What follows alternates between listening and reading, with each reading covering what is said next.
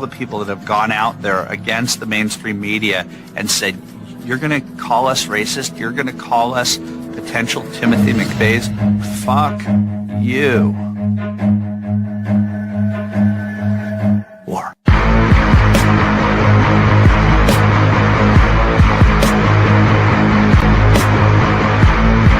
Seductive. Quite sure he's right. Obsessionally neurotic. Pretty dangerous, in fact. Let us never tolerate outrageous conspiracy theories. Do you mean you doubt your powers to convince him? Say it! Say it! All right, I'll say it. Worse than that. What I'm afraid of is his power to convince me. We're talking about putting a manifestly irresponsible man on national television. Sweetheart, be reasonable. War. This is the end game.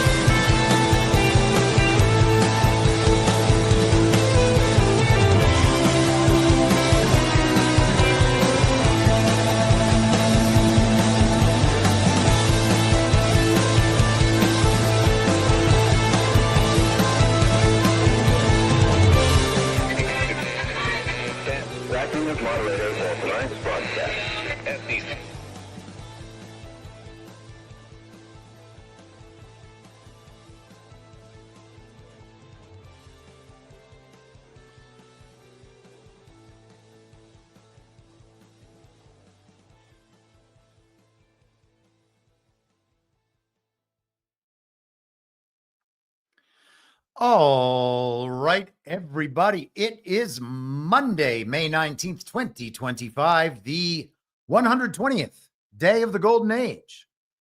I'm your moderator, Chris Paul. Let's be reasonable. A hello and thank you. And I just combined those into one word. Never done that before. It's always a good time. A hello and thank you to all of the new subscribers over on the YouTube channel who may have ventured there from our little call to action on Saturday night. Big help. Thank you very much. And I will try to pay some attention to the chat over there. Hello on Rumble. Hello on Substack. Hello wherever you happen to be. I just realized that I didn't start the Telegram stream yet. So now we're okay there. All right.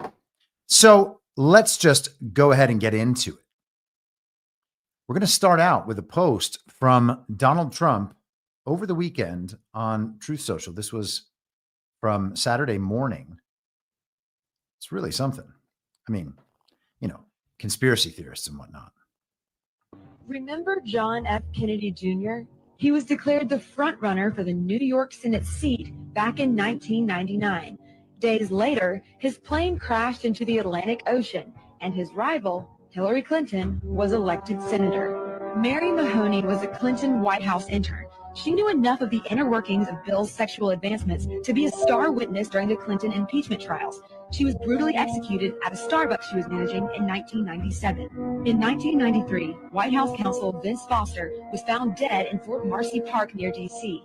He supposedly killed himself, and among a lengthy list of potential foul play, the bullet was never found. Then there's James McDougal, a key witness for White House prosecutors. He was serving his 3-year sentence for bank fraud at the Fort Worth Federal Medical Center in Texas.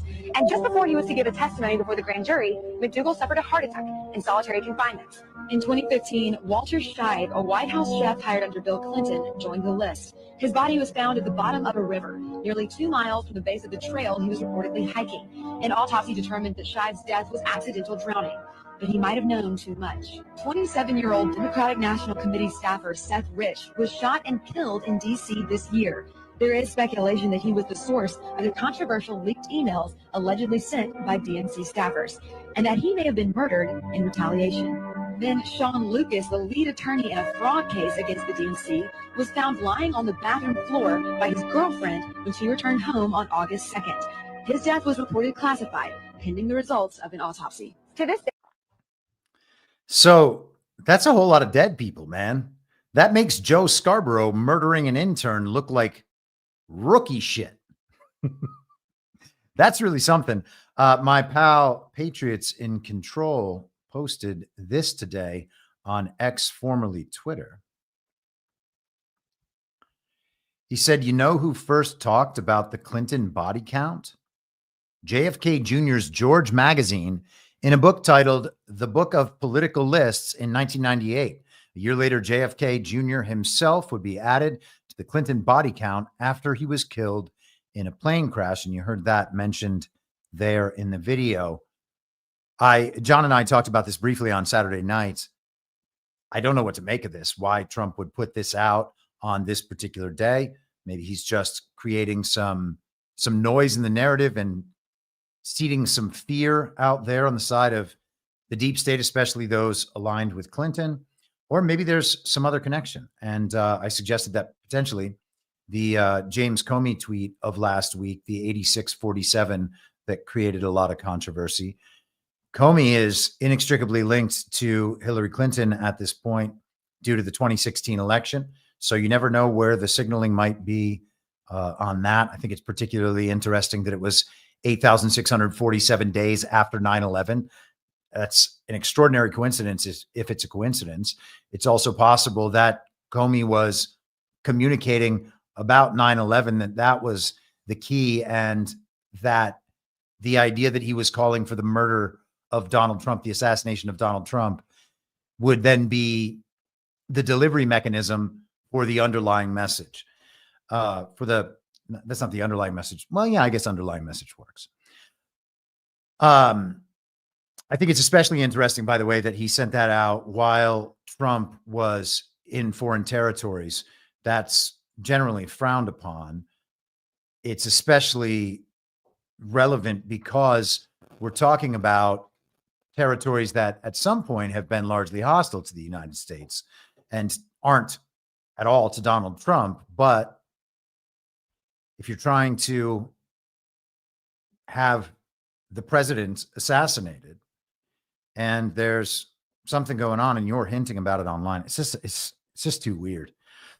Anyhow, moving on with the Clinton thing, there was actually a question about that today in the White House press briefing room. And Press Secretary Caroline Leavitt took the question and brought it all the way, or I'm sorry, the reporter took the question and brought it all the way to Epstein. And Caroline Leavitt was as open as these people are at this point. Posted Truth Social a video highlighting what most people call the Clinton body count, which is the strange number of suicides that seem to happen in Clinton circles. I have a headline here from the Washington Post that said, Trump peddles false conspiracy theories tying the Clintons to several deaths. So I just wanted to highlight real quick, this wasn't in Trump's video, but this is from the Arkansas Times, and it's the death of Mark Middleton, who was a former Clinton White House aide, who was found dead on a Clinton Foundation property. And I'll just quote from the Arkansas Times.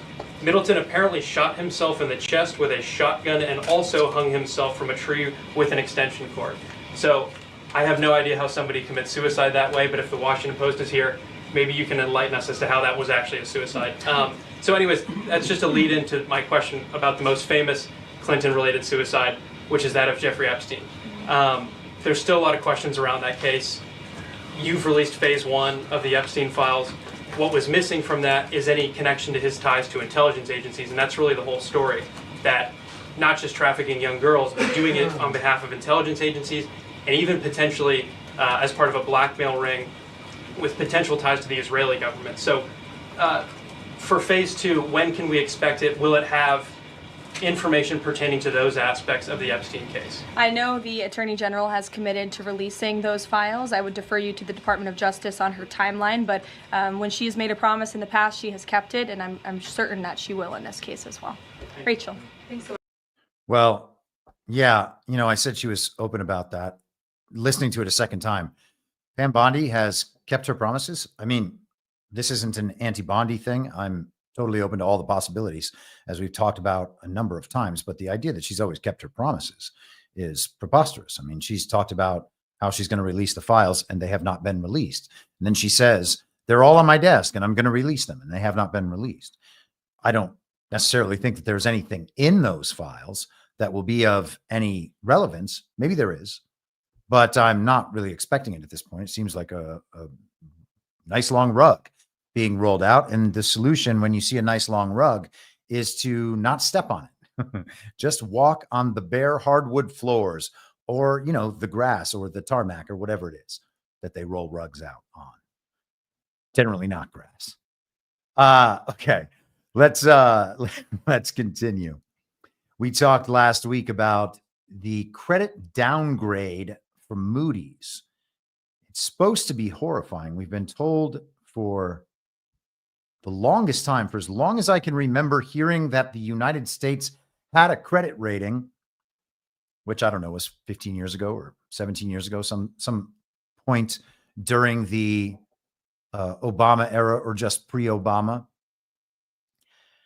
And it was always in the context of government shutdowns. We were told that if the government was to shut down and we couldn't raise the debt ceiling, then we would default on payments on our debt, and that our credit rating would be downgraded, and then the country was going to fall apart.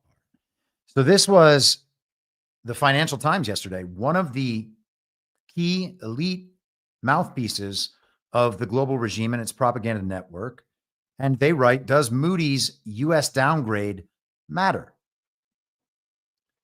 On Friday, Moody's pulled the trigger and stripped the U.S. of its last top rating, downgrading it one notch from AAA to AA1. But does it matter?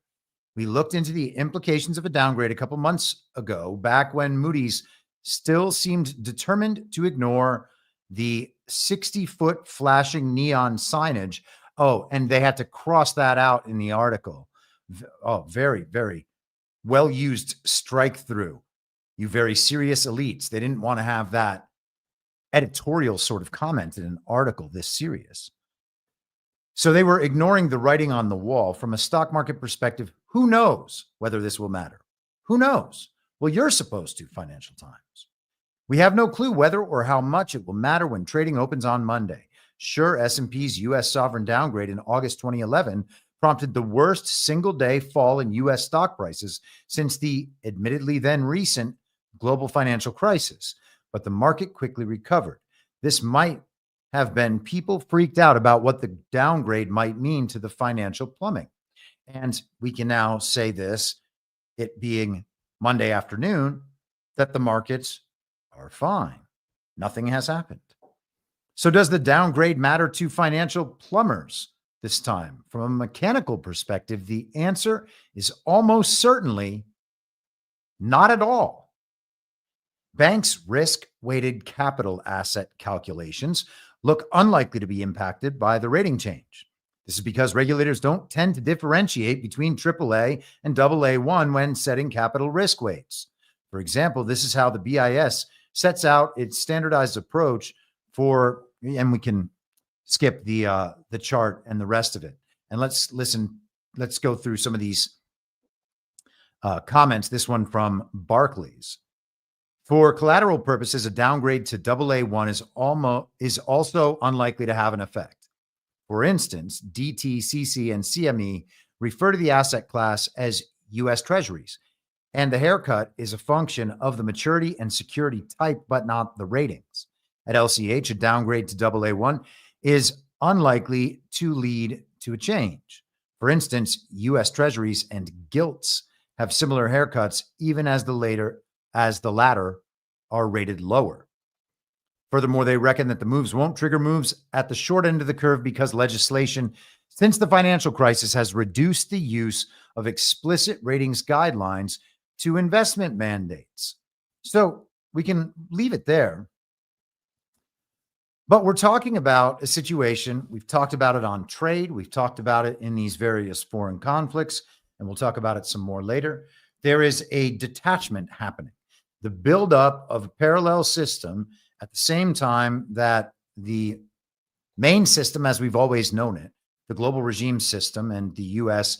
as the global hegemon, essentially exporting culture via the United States from the global regime through the United States, using military force if necessary, but otherwise just financial manipulation, sanctions, leverage, corruption, compromise, etc., and of course, media propaganda to take over other nations. And now what we see is the move away from that global regime system. And most importantly, it's fiat bankers who use the US dollar, who have their fiat currency currently branded as the US dollar, but they could switch it to something else. And part of their motivation or intent or agenda calls for them doing exactly that. And that would be the purpose of central bank digital currencies. But it seems as though we may hold off that threat. And maybe they'll be offered for people who want to use them. Maybe they'll try to make it so that businesses will want to use them. And then people are just going to have to incorporate them into their lives because everything that they engage with in their normal public life requires the use of those regime fiat digital currencies. So we can hope that that's not going to happen, but it's possible that two systems might continue to exist running side by side. And then it'll be a matter of which one people gravitate toward. Will they do the slightly harder things that are getting easier over time? Yes. To use currencies that are not the central bank digital currency, or because they want to succeed or excel or win more stuff in a material context, will they engage with those central bank digital currencies and agree to the incentive and punishment structure of that system? Sure, you give away your liberty forever, but it's easier to buy a toaster. And I know it's a bit cynical to think that people would make a decision like that. But then again, we have watched the last 5 years evolve. And so to think that that sort of thing isn't possible at this point seems like madness. We've talked about Ray Dalio a number of times, the hedge fund manager who is his company Bridgewater. And there we are. The link will pull up after all. He took to Twitter to comment. Oh, let me actually just complete the prior point. Got off track there. So the idea is, if we are stepping away from the global regime's financial system and the credit downgrade from the regime makes it harder for us to use their currency to create US debt, which prints more money. So what? Now, there are theories out there, but many of those theories don't account for the fact that we are actually trying to step away from that system. And people are like, well, we're not going to do that. That's not even a realistic thing. Really? What do you think that they're doing with trade? I mean, it's presented to the normie sphere as Donald Trump just, I don't know, using tariffs because he's dumb and doesn't care about free trade. No, he's separating himself from the top-down centralized system of control over the world's economy and making bilateral arrangements with other countries about trade rather than deferring to whatever rules are put together by the rules-based international order. Removes those countries from that system. And maybe they still engage and interact with that system as well. The UK has a deal with the United States for trade now, but we're also told that today they just put a deal in place with the EU. And the EU is obviously very much a part of that system. Maybe that's just how things are going to go for a while. Maybe there's going to be some sort of parity among these powers. I think that over the last decade, we've seen the centralized power, the global evil twin, diminish in its stature, diminish in its public reputation among the people of the world, and obviously become relatively less powerful compared to the multipolar, decentralized, fragmented world order that is arising, and these countries that are coordinating to bring that to fruition.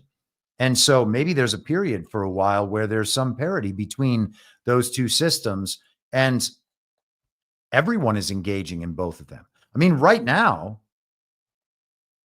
I would think that, and I don't know this because it's a tough thing to kind of know, understanding that we have a limited ability to know what's happening in the United States and a reduced ability to know what's happening anywhere else. But you would think that the majority is still primarily engaged with the system as they've known it throughout their lives, and that people engaging with the parallel system are still a minority, regardless of how their politics would indicate which side they're on, right? So you could be the most diehard MAGA person ever following Donald Trump, doing it for all the right reasons, totally awake and the rest of it, and still not be engaging in your normal life, your financial life, your day-to-day purchasing decisions, etc., still not engaging at all with the parallel system as it's rising up. And I think that we're probably in that place right now, where the number of people engaging in that new system is relatively low and growing, while the number of people engaging still with the old system is relatively high, but diminishing. And there will be a period of parity there as they are switching places, assuming that we can be optimistic enough, at least, about where things are headed and that relative power scaling on the side of the new system, the parallel system, and what I would consider a better system, and hopefully, certainly less evil. So let's go to Ray Dalio. This is what he had to say about the credit downgrade. Regarding the U.S. debt downgrade, you should know that credit ratings understate credit risks because they only rate the risk of the government not paying its debt. They don't include the greater risk that the countries in debt will print money to pay their debts, thus causing holders of the bonds to suffer losses from the decreased value of the money they're getting, rather than from the decreased quantity of money they're getting. Said differently, for those who care about the value of their money, the risks for U.S. government debt are greater than the rating agencies are conveying. And yes, again, that's something that would be true if we were only engaged in that old system, and if Donald Trump wasn't pulling back in trillions of dollars of foreign investments, which are places that have pretty regularly taken advantage of the United States over the last many decades, throughout the Bush, Clinton, Obama, Biden era, certainly, and Bush, Clinton, Bush, you know what I mean? And then, you could obviously argue before that as well. So, as I've said many times, the ways to think about this are, if you owe the bank $100,000 or you owe the mafia, there's two ways that this example is always relayed. If you owe the bank or the mafia $100,000, that's your problem. You're the person in a threatening position or a threatened position. And if you owe the bank or the mafia $100 million, well, that's the bank's problem or the mafia's problem, because they're out $100 million until they're able to collect it from you. And if you have $100 million, you can probably do a lot of things to avoid that collection. So that's one way to think about it. The other is we are in a worldwide war against the global evil twin, that centralized and centralizing power that has been in control of world affairs for centuries, if not millennia. There was actually a really great Substack.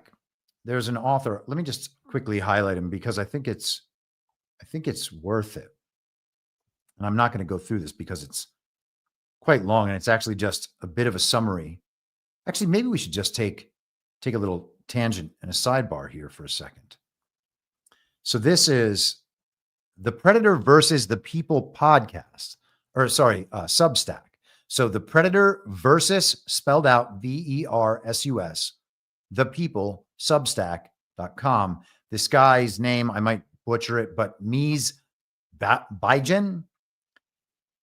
Anyhow, there was an article on April 27th about this man who has written a book called The Predators versus the People.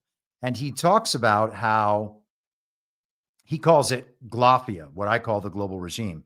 He says about 500 years ago, a few extremely wealthy families in the Mediterranean launched an innovative project to control the entire world. They did not engage in brute force like the rulers before them, but used secret methods, mobile capital, and organized deception. To control the world from a distance, the dynastic banking families behind the secret project cleverly bought the elites in the future sovereign and democratic nation states of Europe. And he goes through some of the history. And I think that this in particular is worth reading, but I'm probably going to get that book. It's like 700 pages. So it's one of those things where it's like, I can buy the book now, and then it can sit in the pile of books that I have not read. And sometimes that seems a little ridiculous. Also, it's not available in print form yet. It's only available through that Substack. You basically pay for a certain level of membership, and then you can download it. So I will wait for the print edition for certain. Kenk 1960, $20. Never get a chance to catch you live. So APL. Well, that's a good call.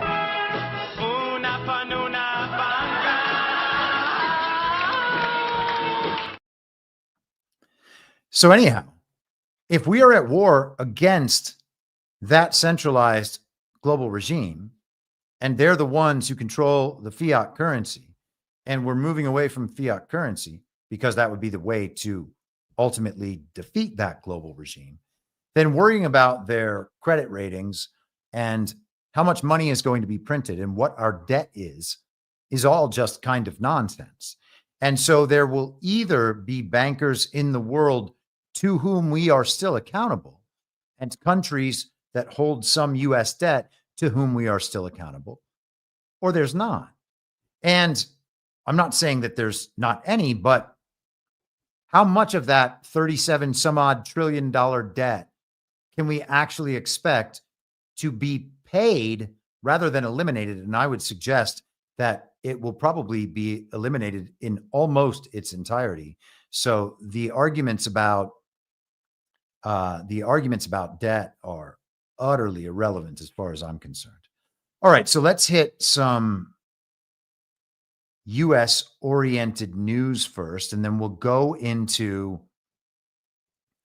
the Joe Biden business and hopefully not spend too much time on that. But I think there are a few points worth making in among a story that is largely irrelevant. And then we're going to get into some geopolitics, and it's going to kind of feel like 2024 at that point, because we're going to go through some elections from foreign countries. There were 3 elections held yesterday: Poland, Romania, and Portugal. And some of that's still getting sorted out, but some interesting aspects, and we'll discuss those. This was also from the Financial Times. This was today. 23andMe sold out of bankruptcy to Regeneron. You might remember Regeneron as the antibody company, I think, right? Or man, now I'm going to say it. Now I'm going to say it wrong. Terrible. I think it says in the article. My mind is blanking.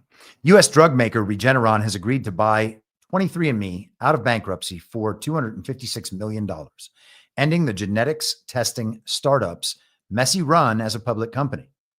The takeover comes less than 2 months after 23andMe filed for bankruptcy protection in a last-ditch attempt to sell itself.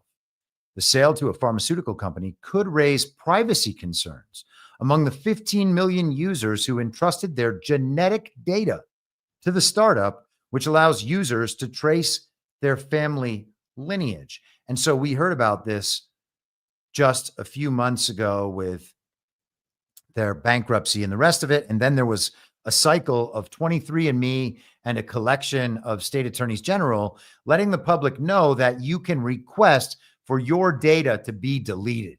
And then it'll be gone so that they can't sell it and share it with other people. Of course, they've already been doing that for a long time, and your data is long gone. This is a data company that is trying to ultimately control the world. It's not by itself, but it's just one aspect of that burgeoning control system that was being put in place. And so, of course, they're going to want genetic data from millions and millions of people. And everybody just became so enthralled with finding out what their ethnic lineage was that they would send some corporation their DNA. Regeneron, which is behind blockbuster drugs, including immunology drug Dupixent and the COVID-19 antibody cocktail used to treat US President Donald Trump in 2020. So I guess I didn't screw that up too bad. Said it would continue to offer 23andMe's consumer-facing genetic testing service. Well, that's so great. So you can still send your DNA to this creepy company and let them sell it to other people unless you opt out. And then they'll still sell it to other people because it's a data company. They're not doing you a favor by letting you know that you are 2% African American. The Tarrytown, New York based company said it would comply with 23andMe's privacy policies about the processing of personal data, which was a key condition of any bankruptcy sale being reached. Wojcicki, I think is how you say her name. This is Anna, not Susan, who passed within the last year, aspired to turn 23andMe into a drug development company in its own right. Regeneron said it would detail the intended use of customer data for review by a court-appointed customer privacy ombudsman. And thank goodness there's a neutral party that we can all trust. So 23andMe was going to be turned into a drug development company. They were going to use people's genetic data in the process of drug development. And now they've been bought out by Regeneron. Now, hey, if Trump liked Regeneron back during the very deadly pandemic, and that's what he said he took to cure him of the very deadly pandemic after he disappeared for 3 days at Walter Reed, and I don't mean like fully disappeared. There were pictures of him working in kind of casual dress for him. And then he took that famous tour around the property, waving to all the supporters outside of Walter Reed from the car. So he didn't disappear. But after that trip, he said he was cured with Regeneron. So maybe there's some element of coordination and control in there. And maybe this awful thing that possesses not all of, but many Americans' genetic data is being pulled into that new system through this purchase, as I would suggest other companies have been over the past few years. Most particularly is the example of X, formerly Twitter. Wojcicki, who was once married to Google co-founder Sergey Brin, started 23andMe in her sister's Menlo Park garage in 1998.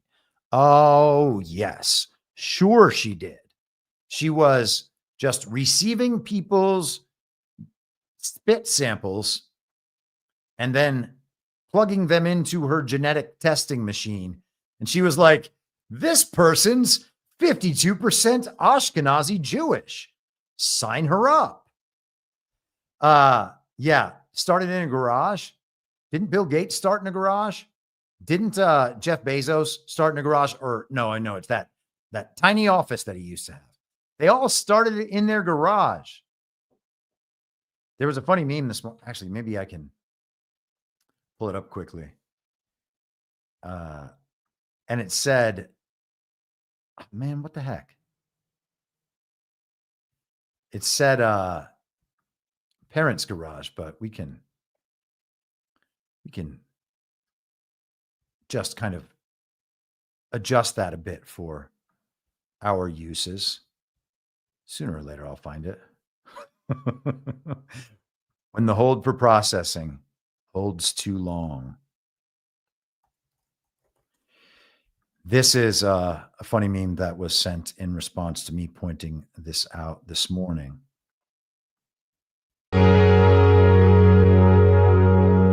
Suppose we don't even have volume. So for you on the audio version, that is the Scene in the movie Eyes Wide Shut when the Tom Cruise character is brought in front of all of the masked elites who were engaged in this strange ritual orgy party.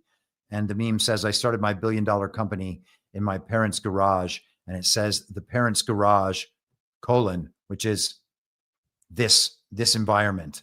And so, yeah, when you're talking about one of these billionaires, one of these tech billionaires, one of these people in the oligarch class starting their business in their garage, it makes sense to think that perhaps their garage is not like your garage. Also, why would you start that company in your sister's garage? Okay. Let us continue. This made headlines today in a way that seemed, I don't know, overblown. Like, I didn't think this should be that important, but it was everywhere. Daily Beast, CBS News' top boss quits as Paramount tries to settle with Trump. And of course, that is the reason why it's going wider, but still, just someone leaving, I don't know. There's got to be more going on in the background here, and I'm not sure what it is. CBS News and station's CEO, Wendy McMahon, is leaving the network, the latest casualty as its parent company tries to broker a truce with Donald Trump. McMahon alluded to the network's battles with the president in a memo to staff on Monday, less than 24 hours after 60 Minutes aired its final season. Geez, man, my mind lately just reads too quickly through all these things. Aired its season finale, which is not the same as its final season, and admitted, quote, the past few months have been challenging. Her exit comes as CBS parent company, Paramount Global, negotiates a settlement to Trump's $20 billion lawsuit against the network over a 60 Minutes interview with Kamala Harris. Controlling shareholder Sherry Redstone is hoping for a quick settlement so as not to provide a roadblock to Paramount's merger with Skydance. Lawyers for Trump and Paramount entered into settlement talks last month. Now, in the caption to this picture, it notes the important thing that Skydance is David Ellison's company. And David Ellison is the son of Larry Ellison, who has been for many years a Trump supporter of some note. He also, of course, started Oracle in his parents' garage. And they have been housing all of that TikTok data that we keep hearing about as like one of the greatest prizes the world has ever known. So I have to think that there's more going on with Larry Ellison and David Ellison and the Trump involvement in this situation that affects the value of CBS while there's this merger happening. But skipping down, Redstone's aggressive pursuit of securing the Trump administration's blessing included demanding Cheeks notify her about negative Trump stories last month, according to Bloomberg. So if CBS was going to run negative stories about Donald Trump, she wanted to know about it in advance. That is very interesting, considering what else is going on with the company. Bill Owens, 60 Minutes executive producer, told his staff in his exit announcement he lost his ability to make independent decisions on the show's programming after he refused to apologize for the Harris interview. And that's the interview at the crux of the Trump lawsuit against CBS. The idea being that they deceptively edited Kamala Harris's performance in that interview to make her look smarter during the fake campaign of 2024. And so when you strip back all the elements of the situation that are fake, which is what we have to do, we cannot, and this is just a general principle that is not well abided by, including by basically almost all truthers outside of Badlands. I don't know anybody who does this properly. They know that something is fake. And then for expedience sake, or because and I guess this is kind of expedient, but they don't want to go through the mental process that might bring them to some conclusion without this piece of information they deem critical, despite it being fake. And so rather than avoiding that piece of information, they bring that piece of information back into the story as though it was real and allow for all the implications of it being real, and then say, oh, yeah, that's not real. Oh, it's not real, but it still means this. No, if it's not real, then it doesn't mean any of that. It doesn't have to mean any of that. If we know that the campaign of 2024 was fake, and we know that the election's fake, Donald Trump has called it fake countless times. He said elections generally are fake, and he's right. These elections are rigged and stolen, and he has a post about that over the weekend that we're going to get to in a little bit. But if we know that the election's fake, and we know the campaign's fake, the campaign had to be fake. The Republican primary was fake. It was ridiculous. Donald Trump didn't even participate. Now, did they have, quote unquote, primary elections around the country? I guess. Joe Biden didn't participate in the Democrat side either. And of course, Joe Biden was given the nomination, not officially. Before it was official, he debated Trump and then dropped out. And we're going to talk about that later too. And then Kamala Harris was just installed in the position of, oh, you're the nominee in the fake campaign. So all that stuff's fake. Okay. And fine, we know that the interview was edited, but understanding that, it makes it less sense, at least, to go through all of this. And so I wonder if all of this is happening to finish this merger and bring CBS to whatever point it needs to be brought to get that done, and to cash people out, and to go through drainage of whatever is deemed necessary to account for decades of corruption and malfeasance and crimes against America and potentially crimes against humanity. I mean, we can talk about all of these companies being directly involved with the global regime's efforts. And to that extent, once you win a war, do all the assets of your enemy just get left intact? Of course not.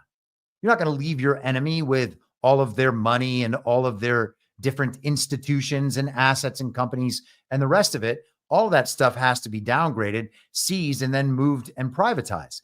And, you know, we've talked before about Scott Bessent discussing the reprivatization of the banks, for instance. We're going to see the privatization of a lot of companies.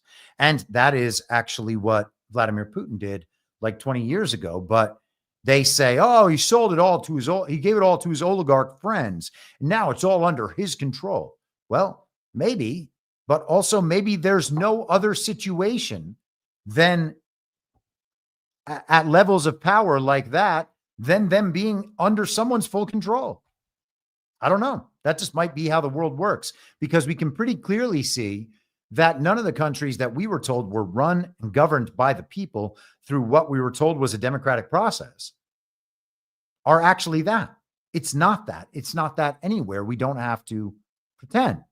And so in that scenario, if Vladimir Putin is the man, the figurehead at the very minimum, and it's much more than that, it seems, at the top of the pyramid in Russia, and there's no choice but to have some level of control from the top over organizations that are so critical to the way society functions, then maybe it's just to the point where we need to accept that that's just how it is. And the other situation is a different top-down system of control where there is no figurehead. There's no one, no person to hold accountable, no person to relay any of the concerns. We're just told these are all private companies operating in a free market under the laws of nations, which are determined by the democratic process that the people are all involved with. Well, none of that is true.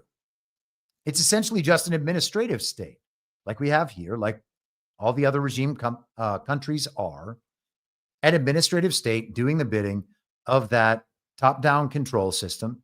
And then they work in public-private partnerships with the corporations through an entity like the World Economic Forum or the World Trade Organization or the World Health Organization, et cetera.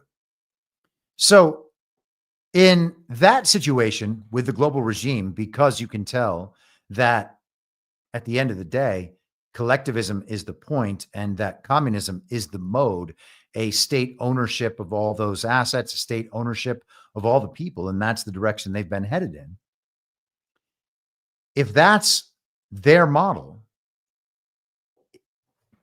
perhaps that the only way to remove those companies from that system of control is to place them under another system of control that would be decentralized, fragmented, and hopefully have better priorities. But it seems like that's where the world is going at this point. But let's go back just for one more section of this Daily Beast article. Our parent company, Paramount, is trying to complete a merger. The Trump administration must approve it. Paramount began to supervise our content in new ways, Pelley said, this being Scott Pelley, one of the CBS News reporters. And I thought they had a picture of him in here, but maybe not. None of our stories have been blocked, but Bill felt he lost the independence that honest journalism requires. No one here is happy about it, but in resigning, Bill proved one thing. He was the right person to lead 60 Minutes all along. Oh, yes. All they're trying to do is get some honest journalism out there via CBS News. I would suspect that we are getting close to reaching the point where that merger will be complete and we'll have probably some settlement announcement of this lawsuit in advance of that merger. And hey, if Trump's asking for $20 billion, which, hey, I mean, again, if you are actually interfering in a real election, the value of the presidency is certainly trillions of dollars, one would think. So $20 billion for attempting to thwart the selection of that president, hey, maybe. But if CBS somehow owes Donald Trump $20 billion or $10 billion or $5 billion or $2 billion, whatever the number is, and they're being bought out by another company for a merger, well, then it's basically that company owes Donald Trump, or Donald Trump becomes a stakeholder in CBS News and will remain as such after it's acquired by Paramount. So interesting dynamic there. And I think we're going to see a lot about that. I think we're going to see something on the TikTok thing within the next, I mean, I know that there's another 75-day date. They've kept rolling it over. They've said that they would extend it again if necessary. I'm still, as I have been for 3 years, focused in on the June 14th date. Donald Trump's birthday, the 250th birthday of America, the date that that's scheduled to begin. Roughly that date is what Trump projected in, I think, early March of 2023. And since that time, or could be 22, I think it's 23. Since that time, that date has been a shining beacon as far as I'm concerned. And you might remember even last fall in the lead up to the election, me saying, I think that this is probably still going to go for a while in this phase, and it could be up until the beginning of the American 250th birthday party. So we're 4 weeks away from that at this point, and I am not trying to date fag or anything here, as the kids call it, but I think that that date will be significant. And I think it's going to be significant also because we just saw such a dramatic display from Saudi Arabia and from Qatar and the UAE. And the week prior to that, we saw a similarly dramatic display in Russia for their commemoration of victory in World War II over the Nazis Day. And Putin had a lot of the leaders of the kind of sovereign nationalist movement in the world to Moscow for that massive parade.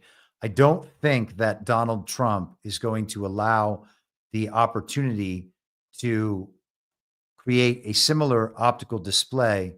I don't think he's going to allow that opportunity to pass. And I think it's going to be a significant moment in the United States of America.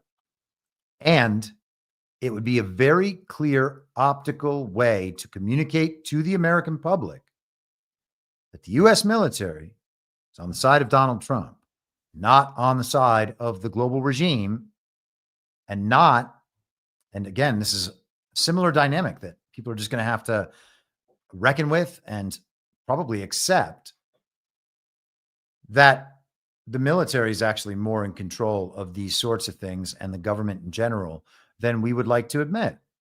We're supposed to have a military that is controlled by the civilian population through the person of a civilian commander in chief. That's not how it could possibly actually be. And to think that the fake President Joe Biden had full control over the U.S. military is insane. He didn't seem to know what was happening, much less be in a position to dictate anything that was happening or to be able to, for instance, start wars in foreign lands. So who's in control of all that? There is the freak out by the mainstream media. It happened in the first term, and it's happening again now over the parade and the cost of the parade and how, it's jingoistic or whatever it is they've been saying about Donald Trump having this parade. That level of dramatization and self-victimizing on behalf of the supporters of the global regime here in the United States says to me that they don't want this optical display. And if it's going to happen, they want it to be rejected. And they present a similar front when there's a Trump inauguration. This year's was obviously scaled back considerably, considering it's a fake campaign leading up to a fake election with a vice president that Trump announced on Truth Social, vice president, quote unquote. Let's continue, though. We'll get into the Joe Biden business. So we had a resurfacing of the autopen story. And of course, in the week leading up, last week, we had stories about Joe Biden and his supposed dementia while he was president and the media cover up. Oh, how could the Democrats tell us that Joe Biden was just fine when they knew he wasn't? You made us tell the American public that Joe Biden was just fine when we knew he wasn't. That's honest journalism. Taking the White House's word for it. That's honest journalism. Clown show. Anyhow, Trump on Truth Social over the weekend. Whoever had control of the autopen is looking to be a bigger and bigger scandal by the moment. It is a major part of the real crime that the presidential election of 2020 was rigged and stolen. Millions and millions of people knew that, but the radical left Democrats waged a campaign of inoculation and innocence like none that had ever been waged before. This is why the Unselect Committee of Political Thugs, who were given a full and complete pardon by the person who wielded the now illegally used autopen, deleted and destroyed all evidence and information from their corrupt and vicious witch hunt against me and many other people whose lives were completely shattered and destroyed by this historically criminal event. Remember, it all began with dirty cop James Comey, Obama, hapless and cognitively impaired Sleepy Joe Biden, and my now very famous accusation that, quote, they spied on my campaign. Whoever had control of the autopen is just the beginning. The biggest crime of all is that the 2020 presidential election was rigged. MAGA, won the election by millions of votes, and everyone knows it. God bless America, for the fight has just begun.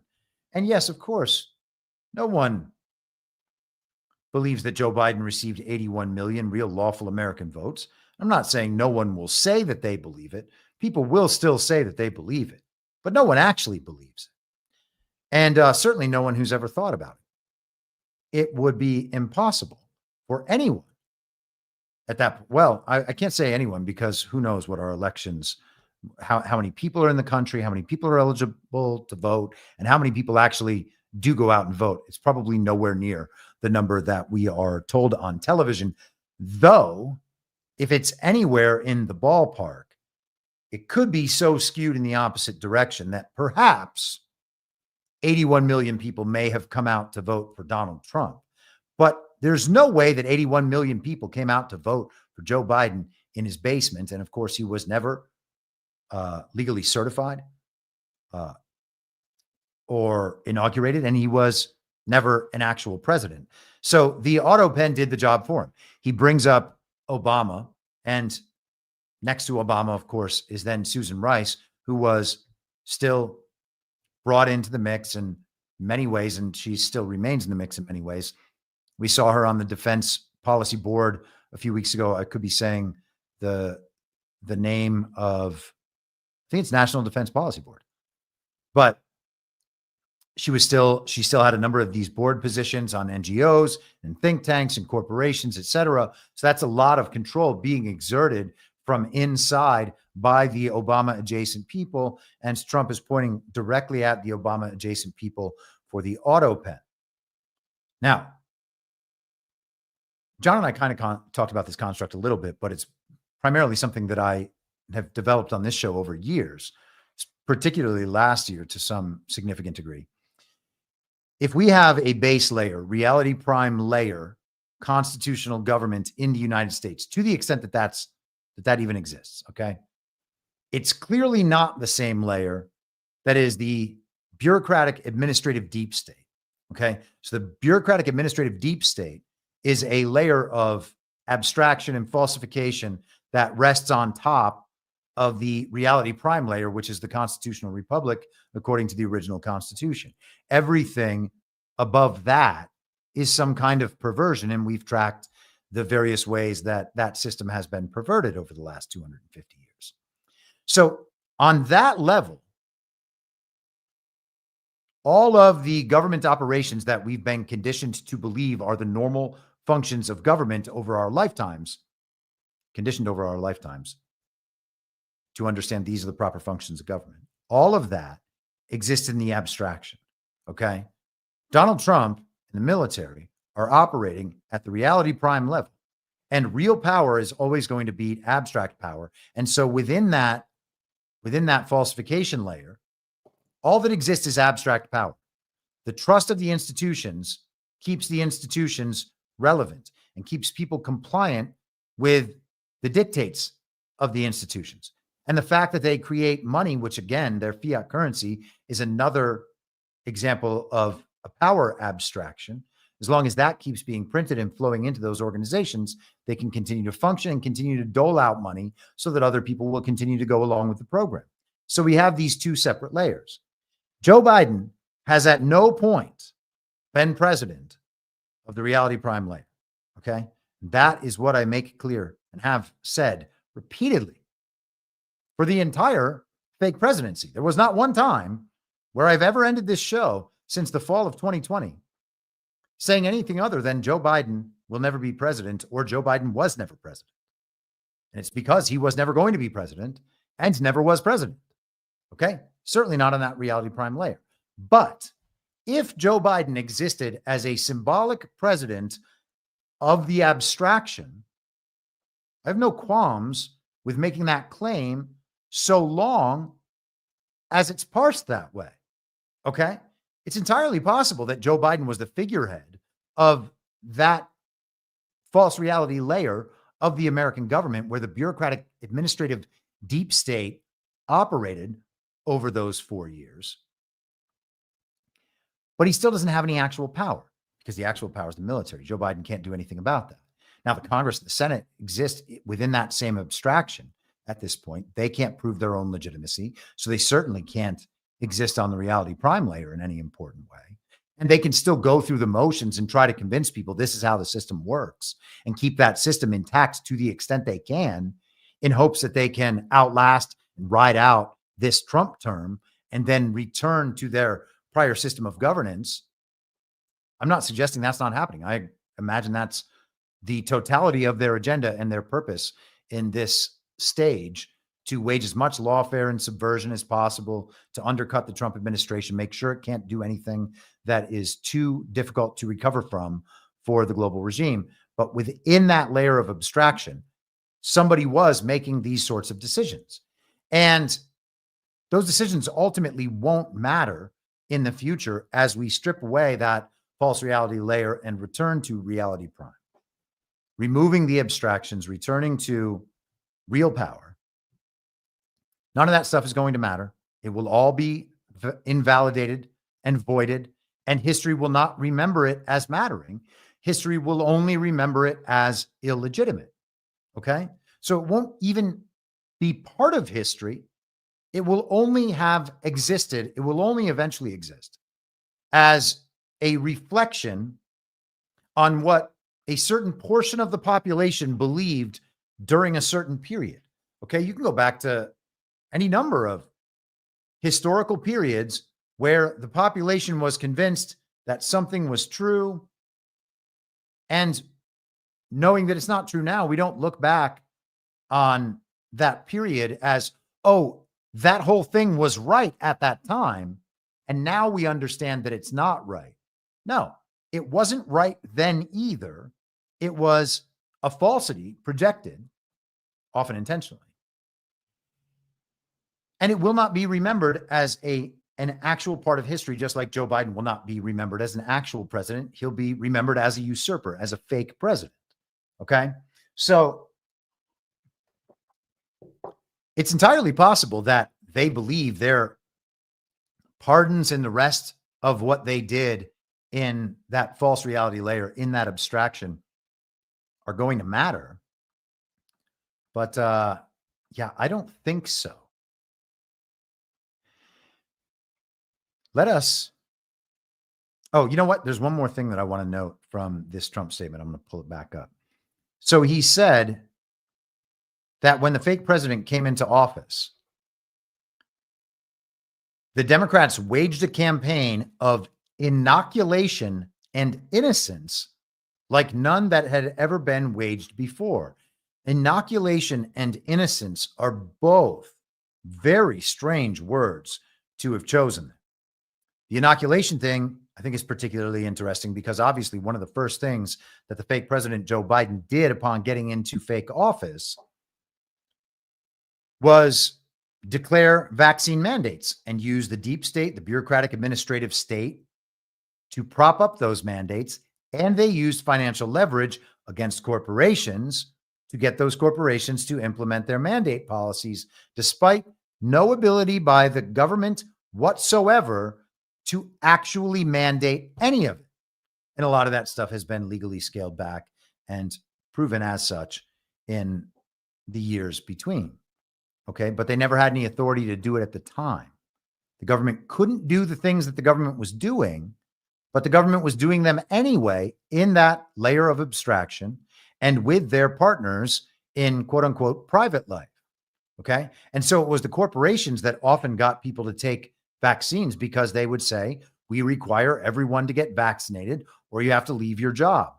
And so people who didn't want to leave their job and were worried about how they were going to pay for things, and maybe they liked maybe they were total Democrats who liked the whole COVID program, their lives improved while everyone else's were collapsing.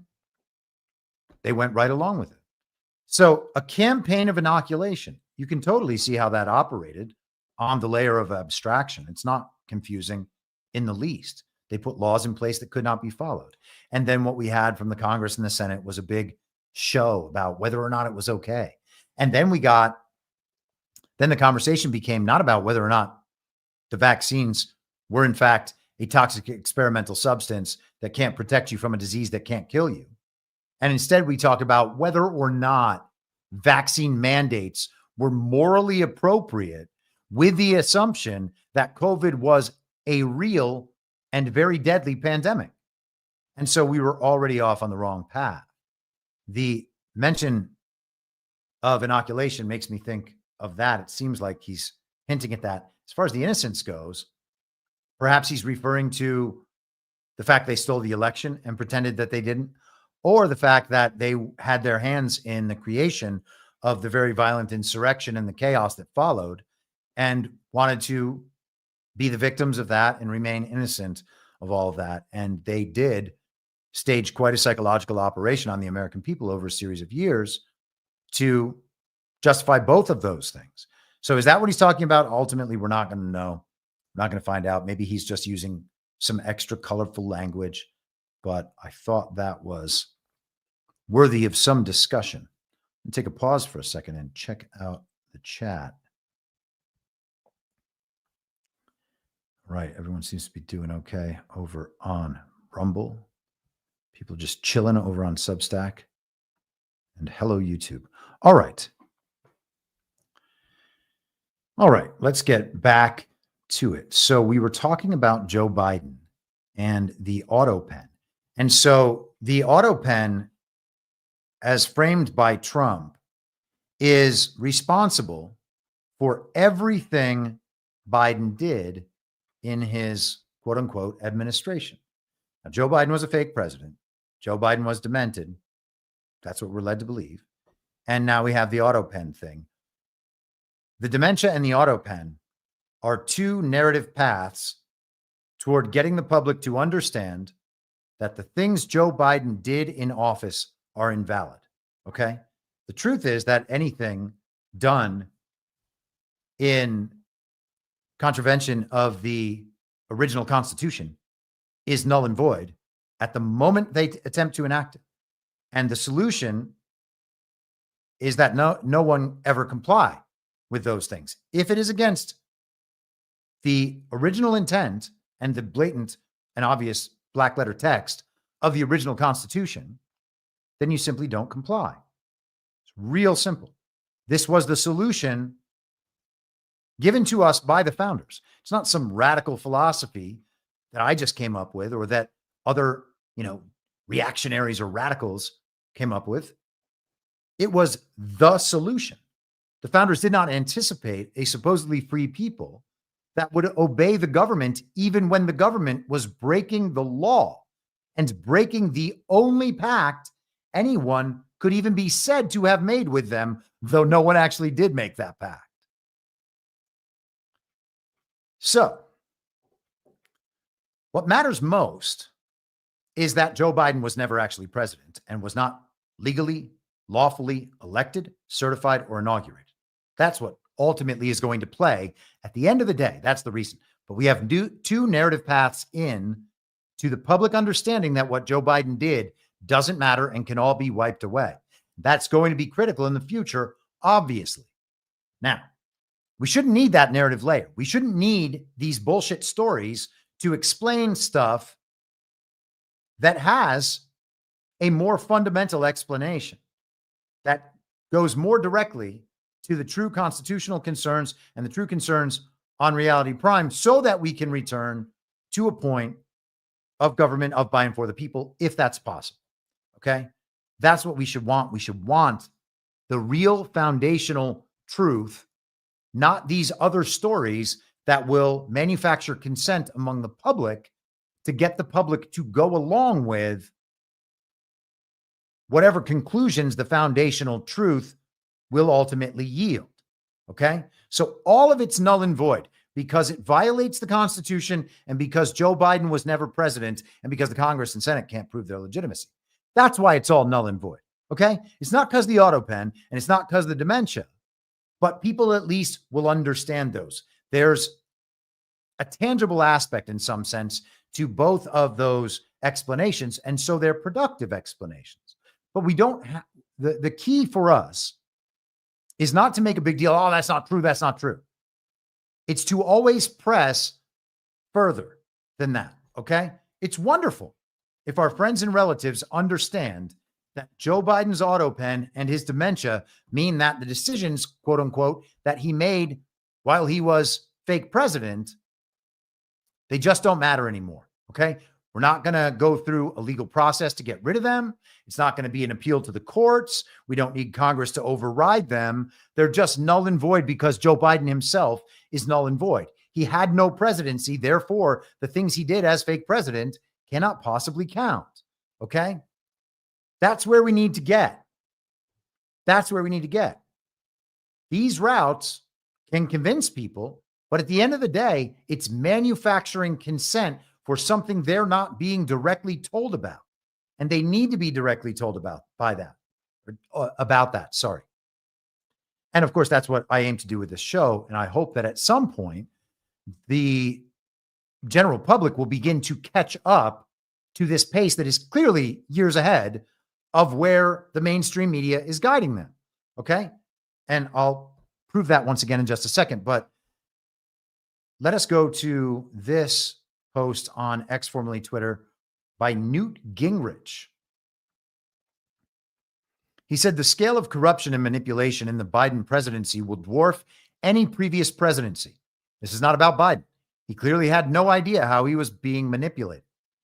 Pew Research reported, quote, on January 17th alone, he granted 2,490 commutations, more in a single day than any prior chief executive had granted over their entire presidency, end quote.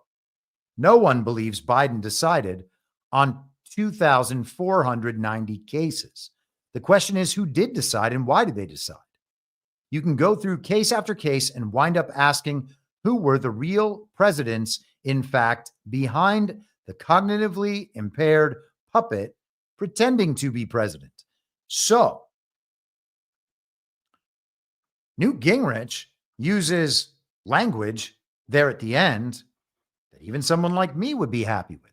Who was pretending to be president? Or Joe Biden was pretending to be president. Who was actually president behind him?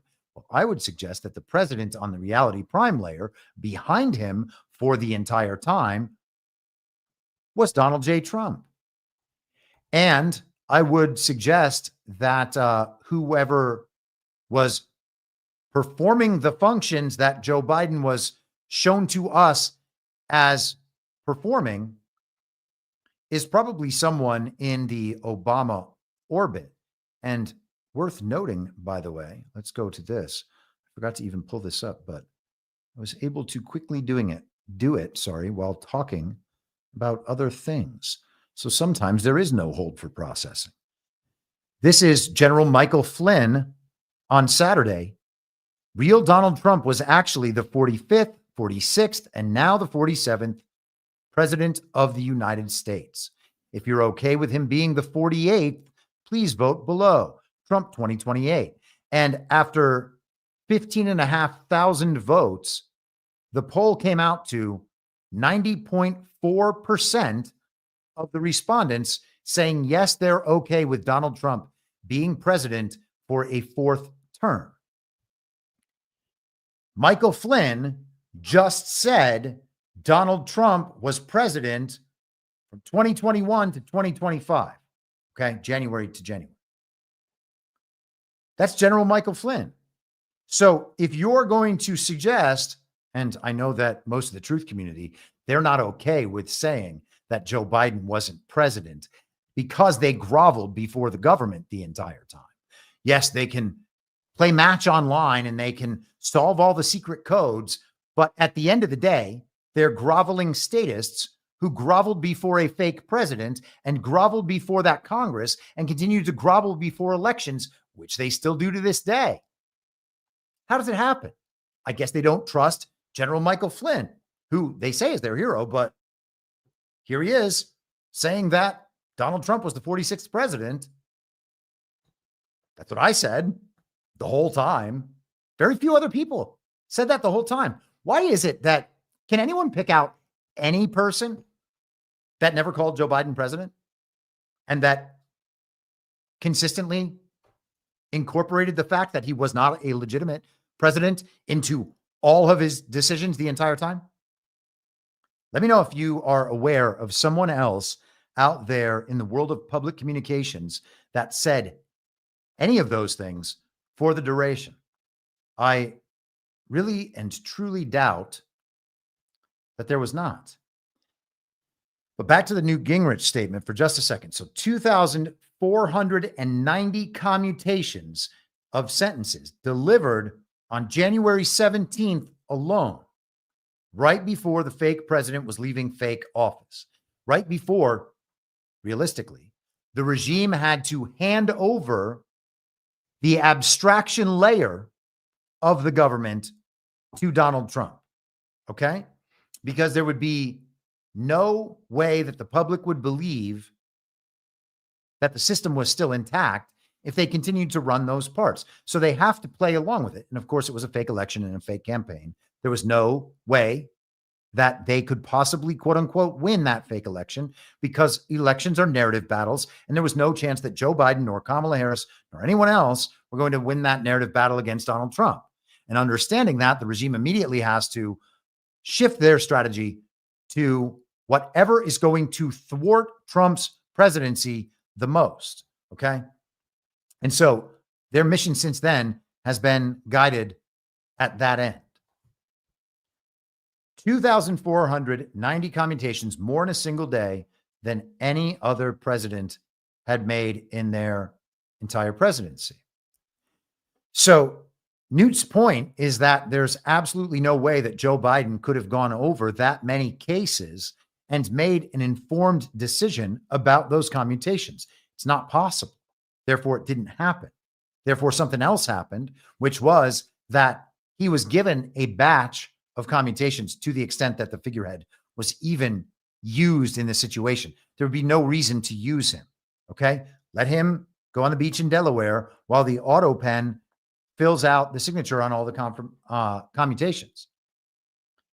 And the deep bureaucratic administrative state would then bring out all those commutations, file them, have them signed off by Joe Biden, and then present them to the American public and say, see, Ali oxen free. We have a get out of jail free card for all of these people, and you have to respect it unless you're trying to tear down our institutions and destroy our democracy. And we're still going to get that stage, right? They'll say that their pardons are valid at some point, I would imagine. But of course, they're not valid because Joe Biden was a fake president, because of the dementia, because of the autopen and the rest of it. All the explanations. Polymath Anon responded to my earlier question saying, me, but basically only Chris Paul. Yes, I have no doubt that many of you also refuse to refer to Joe Biden as a legitimate president. I'm talking about people who are doing public communications and public shows who were primarily concerned with keeping their platforms because their job, their true purpose is to attempt to generate attention online and then monetize that attention, which is why they supply a nonstop churning of attention-grabbing stories. That's what playing Match Online is. Look at how clever the match I found is. Retweet, retweet, retweet. Look at this advertising sitting next to my retweet.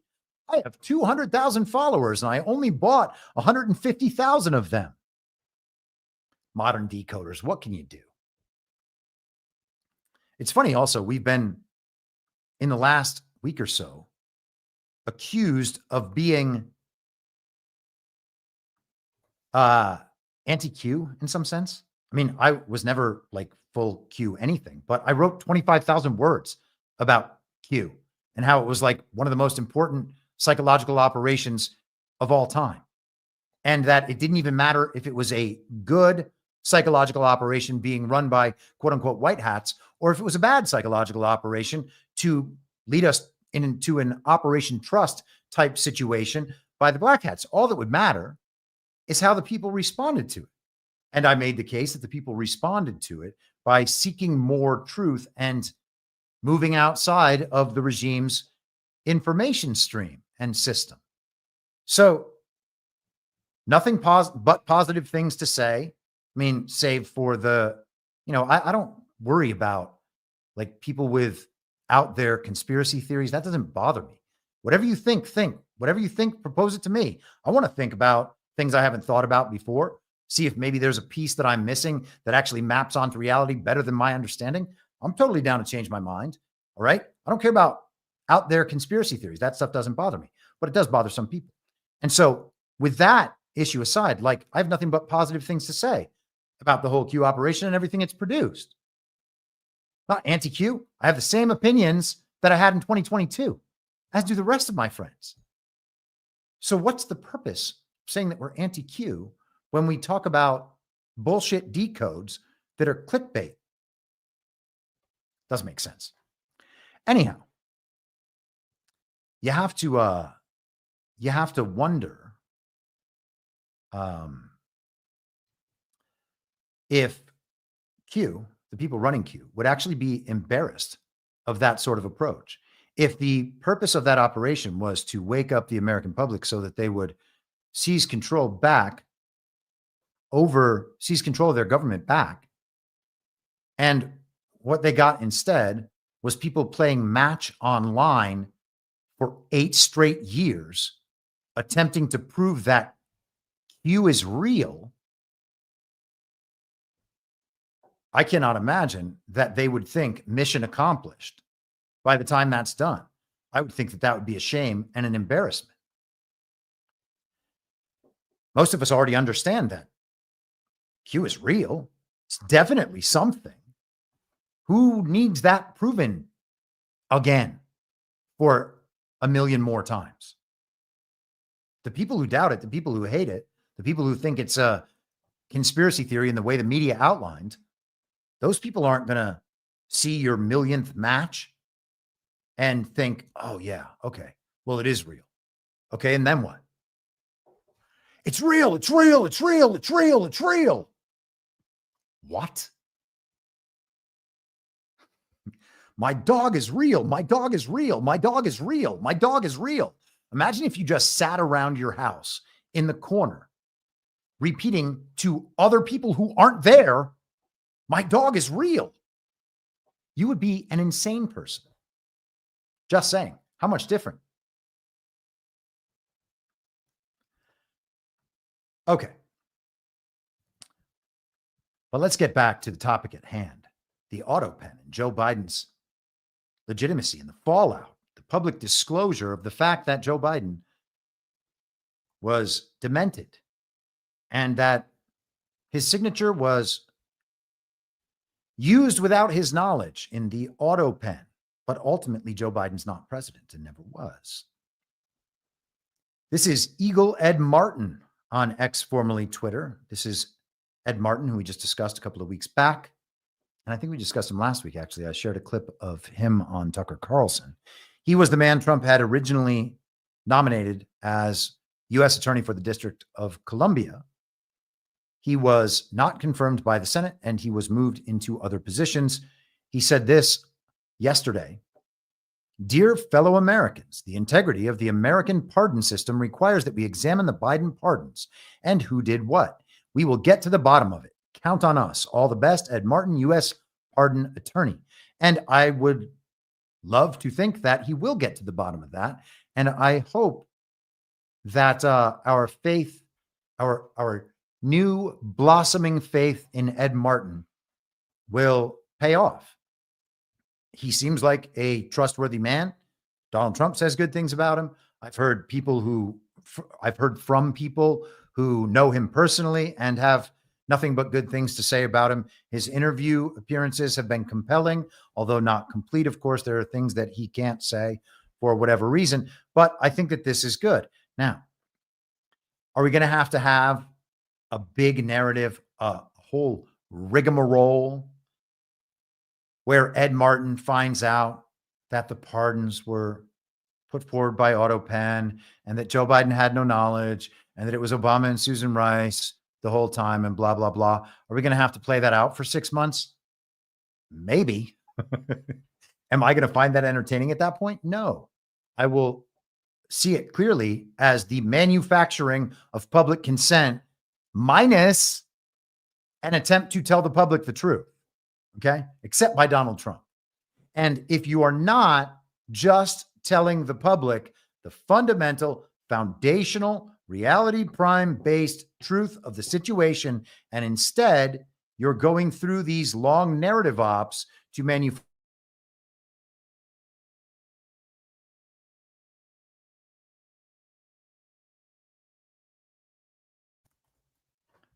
Where are we? Do we get back? Okay, good. I think that my screen blanked out for a second. To reiterate, if you are not telling the American public the foundational, fundamental, reality prime-based truth, and instead you're telling them, you're leading them through these narrative ops to manufacture consent, then I'm not going to trust you, right? At some point, you got to stop trusting that because you know that it is not someone directly communicating the truth, okay? And then you begin to question the character of the individual and the character of the operation broadly, and on whose behalf that operation is being run, because we can't just assume And this is no slight to Ed Martin. I don't mean this specific to Ed Martin at all. But you can't just assume that everyone who is Trump aligned at this point is going to be Trump aligned forever. You can't even assume that they're Trump aligned right now. They're only publicly projecting Trump alignment. You have no idea what's going on behind the scenes. And there have been plenty of people who were trusted members of the MAGA coalition who then proved not to be trustworthy. Or, you know, they could all still be white hats and just playing bad guys at some point. But you can go through the list from the first administration: John Bolton, Nikki Haley, Mike Pence, Mike Pompeo. A lot of people think all of them are still good. Some people think it's just Pence and Pompeo who are good and that Haley and Bolton are bad. And there's really no logical differentiation there, except that they're more committed to Pence and Pompeo than they are to Haley and Bolton. But hey, man, to each his own. Believe whatever you want. I don't care. I'm just saying that if you're the sort of person who eventually comes to understand that people close to Trump end up bad, then assuming that they're good from the beginning because they're close to Trump makes absolutely no sense.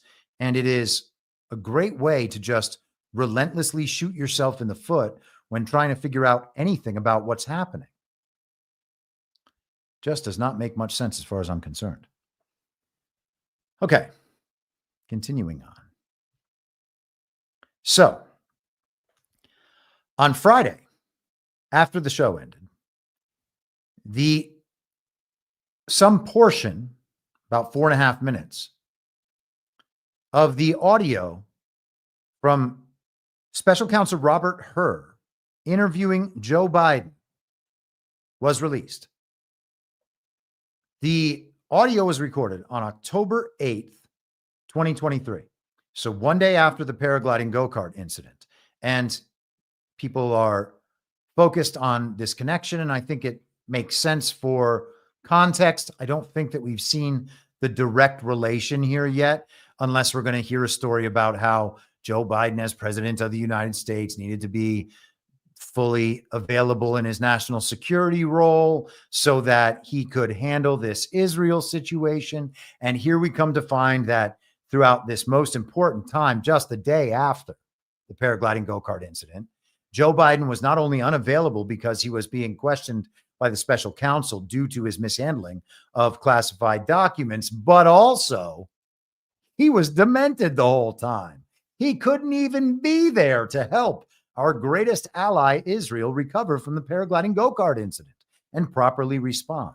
And so here is the audio from the Hur interview. It was originally given to Axios.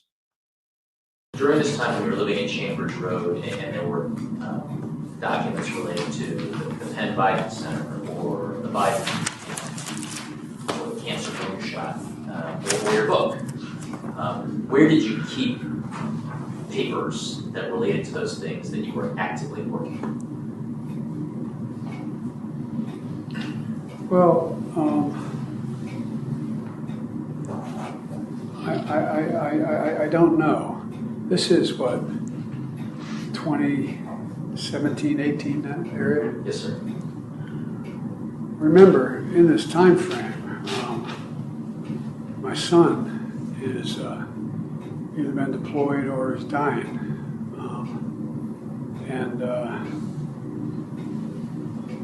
And so it was, and by the way, there were still a lot of people at the time when I got out of the Senate that were encouraging me to run in this period, except the president. It's not a mean thing to say. I mean, he just thought that she had a better shot of winning the presidency than I did. And so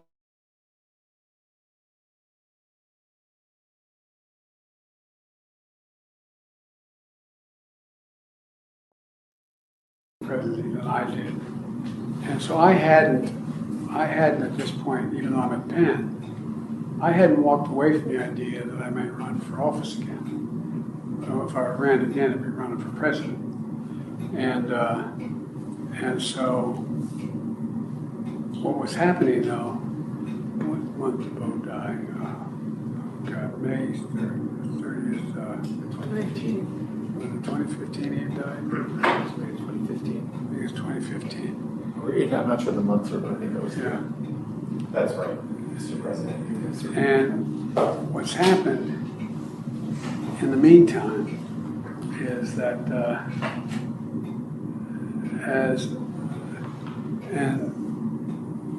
Trump gets elected in November of 2017? 2016. All right.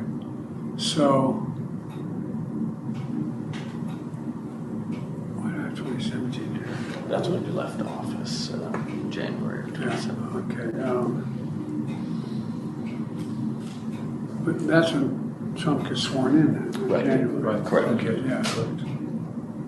And in 2017, Bo had passed, and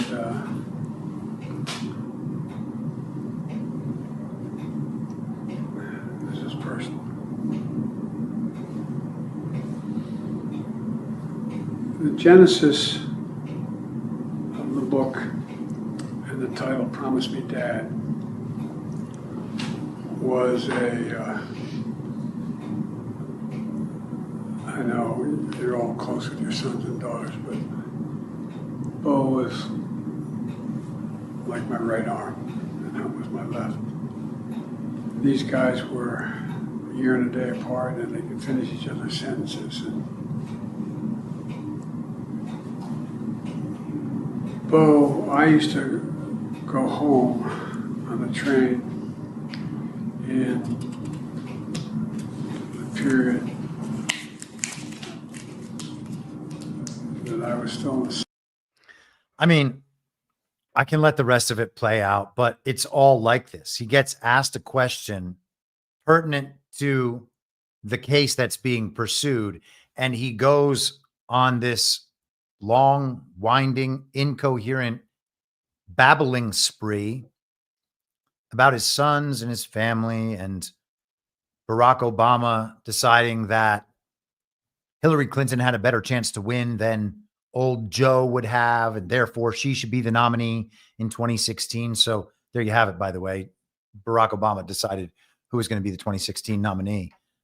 Strange. Bernie Sanders actually was just out there on some podcast talking about how he actually does understand that the Democrat Party rigs elections. Cool, Bernie. Thanks for letting us know right now after you pretended that Joe Biden was a real president for 4 years. Bernie Sanders is the worst. I'm really amazed that there are still people out there who think that he is a real populist and truth teller who has the people's interests in mind. So the long and short of the Hur audio is that it is a piece of confirmation that Joe Biden really wasn't all there mentally, except we already knew that in 2020. And this is a rerun of that story. And it's an interestingly timed rerun. And we're going to talk about some more of the timing and some more of the context. But let's recall that all last week we had the book release of Jake Tapper and Alex Thompson's book about Joe Biden and his poor mental state, his inability to function as a quote unquote president. So we get that book at the end of the week, just a few days after all of this has been discussed. It's been one of the major topics of the week. They had sent Biden out on The View with Jill to make sure the whole country could see him and know that, Joe's still doing just fine like he always was. Man, he's still sharp as a tack. Or, well, he's sharp as a really dull tack and a bent tack and maybe a broken tack, but like he's still sort of sharp. We have the dementia stories. Then we have the dementia tapes. So whatever burnishing of Biden's image failed. We also had a story, by the way, that I think it was that Joe Biden didn't even recognize George Clooney at George Clooney's own party. Remember that incident where Barack Obama was helping lead Joe Biden off stage because Joe Biden couldn't function mentally at that fundraiser. So all these stories about how Joe Biden's mind is shot, and then we get the cancer thing, and we're going to get there in just a second. I think all of this makes sense to see as part of a whole in terms of this long-running narrative operation. Let's go to Jake Tapper with Van Jones and former Obama campaign manager David Axelrod. You were on the record in 2022 voicing concerns about Biden's age and ability. Whom do you blame for the decision of him to run for re-election and the decision to hide his declining abilities as much as they were able to? Well, look, at the top end, you have to blame him because he made the decision. But he was, and your book reflects this in many different ways, he was shielded by a coterie of advisors and his family. They were in this confirmation bubble, and they tried to shield the world from his decline, and they tried to shield him from his own standing and his polling numbers and so on. And so at the end of the day, I have to point the finger at the people around him who didn't do him a service by encouraging him to continue. I think it was obvious to the public. It may not have been obvious to a lot of politicians. I actually think it was, but it wasn't politically it wasn't politically wise in their judgment to speak out. But it was obvious to the American people, even before that debate, that the president was just too old. He would have been closer to 90 than 80 if he had won re-election, and he already was showing decline. So I blame the people around him because real loyalty, and it's hard when you work for President Jake to tell them hard truths, but real loyalty demanded that they say, Mr. President, it's just not there and it's not in your interest, and it's better for you, the country, and the Democratic Party if you leave now. Van, I remember how emotional you were in the immediate moments after the June 27th, 2024 debate because of what you saw on the stage. And with all this new reporting coming out, and I should disclose that I gave both of you copies of the book so you would have a little bit more information. Do you feel like you were duped, Van? Like, how do you feel? First, this book is extraordinary. I don't care who you are, left, right, or otherwise. Anybody who cares about this country and about just the dynamics of power, this is the emperor's new clothes playing itself out in real time. Everybody knew, but everyone was afraid to say, except for David Axelrod, for 2 years, that something was wrong here. And so 2 years. Yeah, I was shocked. I love Joe Biden. I don't like him. I love him. I got a chance to work with him when I was a part of the Obama administration and loved him more every day. I was shocked to see his condition when he came out, and so was the world. And that wasn't the first time he was in that condition. The book makes it very, very clear. There are people who knew and said nothing. And that is a crime against this republic. And I think the Democrats are going to pay for a long time for being a part of what is now being revealed to be a massive cover-up. Are they going to pay for it for a long time? That's the question. Or are we in an op to make sure that they don't really pay for it at all, except for some bad news cycles that last about 2 weeks, because that's what the purpose of all this actually is. So the question initially was, who is most to blame for the public being denied this critical story about the fact that Joe Biden was an invalid, to the extent that's even Joe Biden. And setting the question up that way actually makes it possible for them to give answers like that, when the real answer should be, rather than ranking who's the most to blame and just being like, okay, well, the people closest to Joe Biden, they're definitely the most to blame.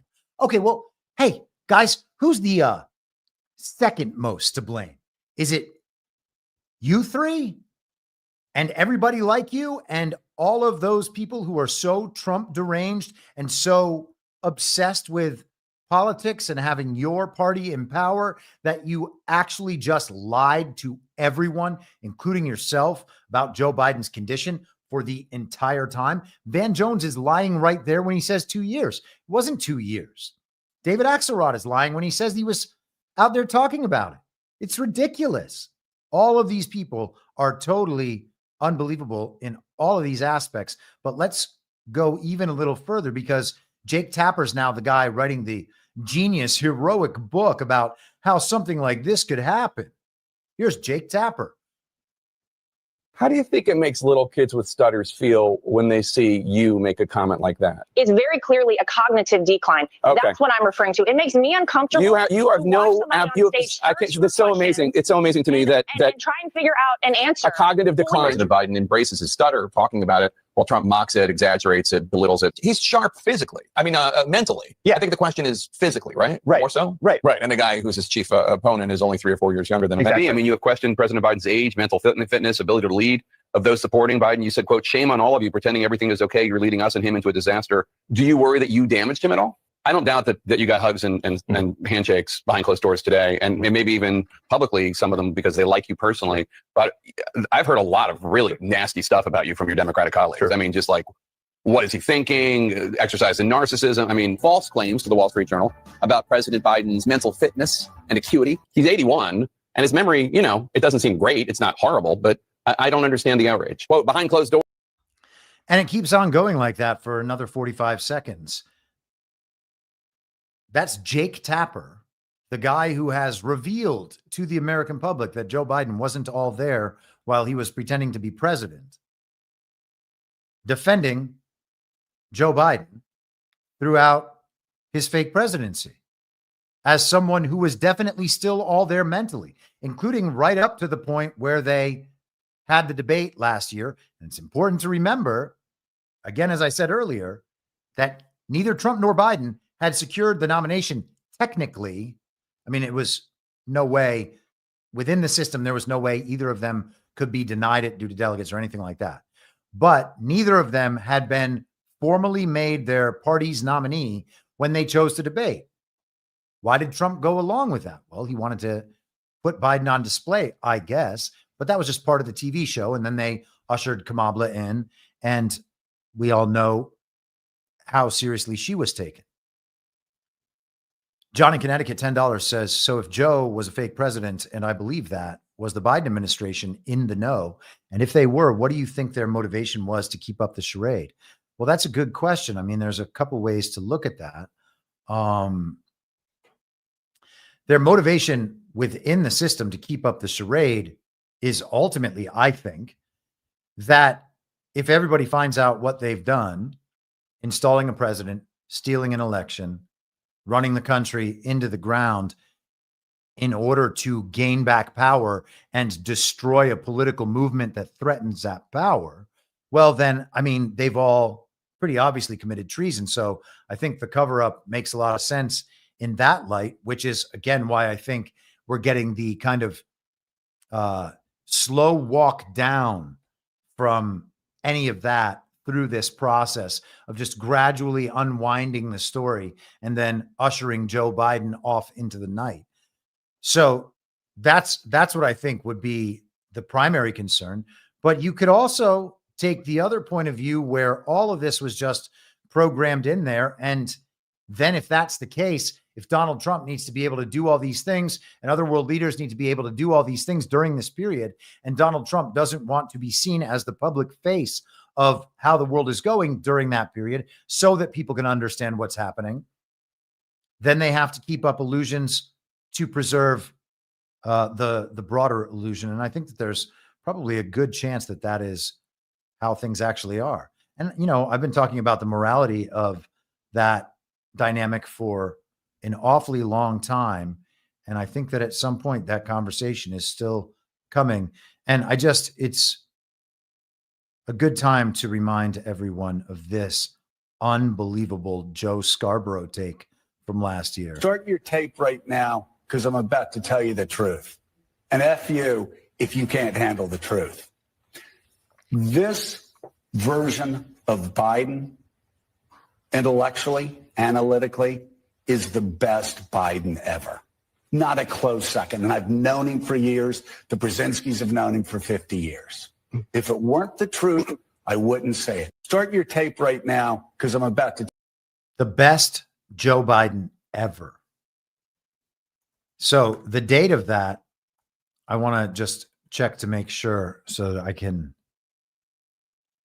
Yeah, June of 2024. And you can see that because the results of the Virginia primary were scrolling on the bottom or in the Chiron there on CNN. So the best Biden ever happens to be demented, and now everyone knows it and admits it and believes it, including Joe Scarborough. But let us,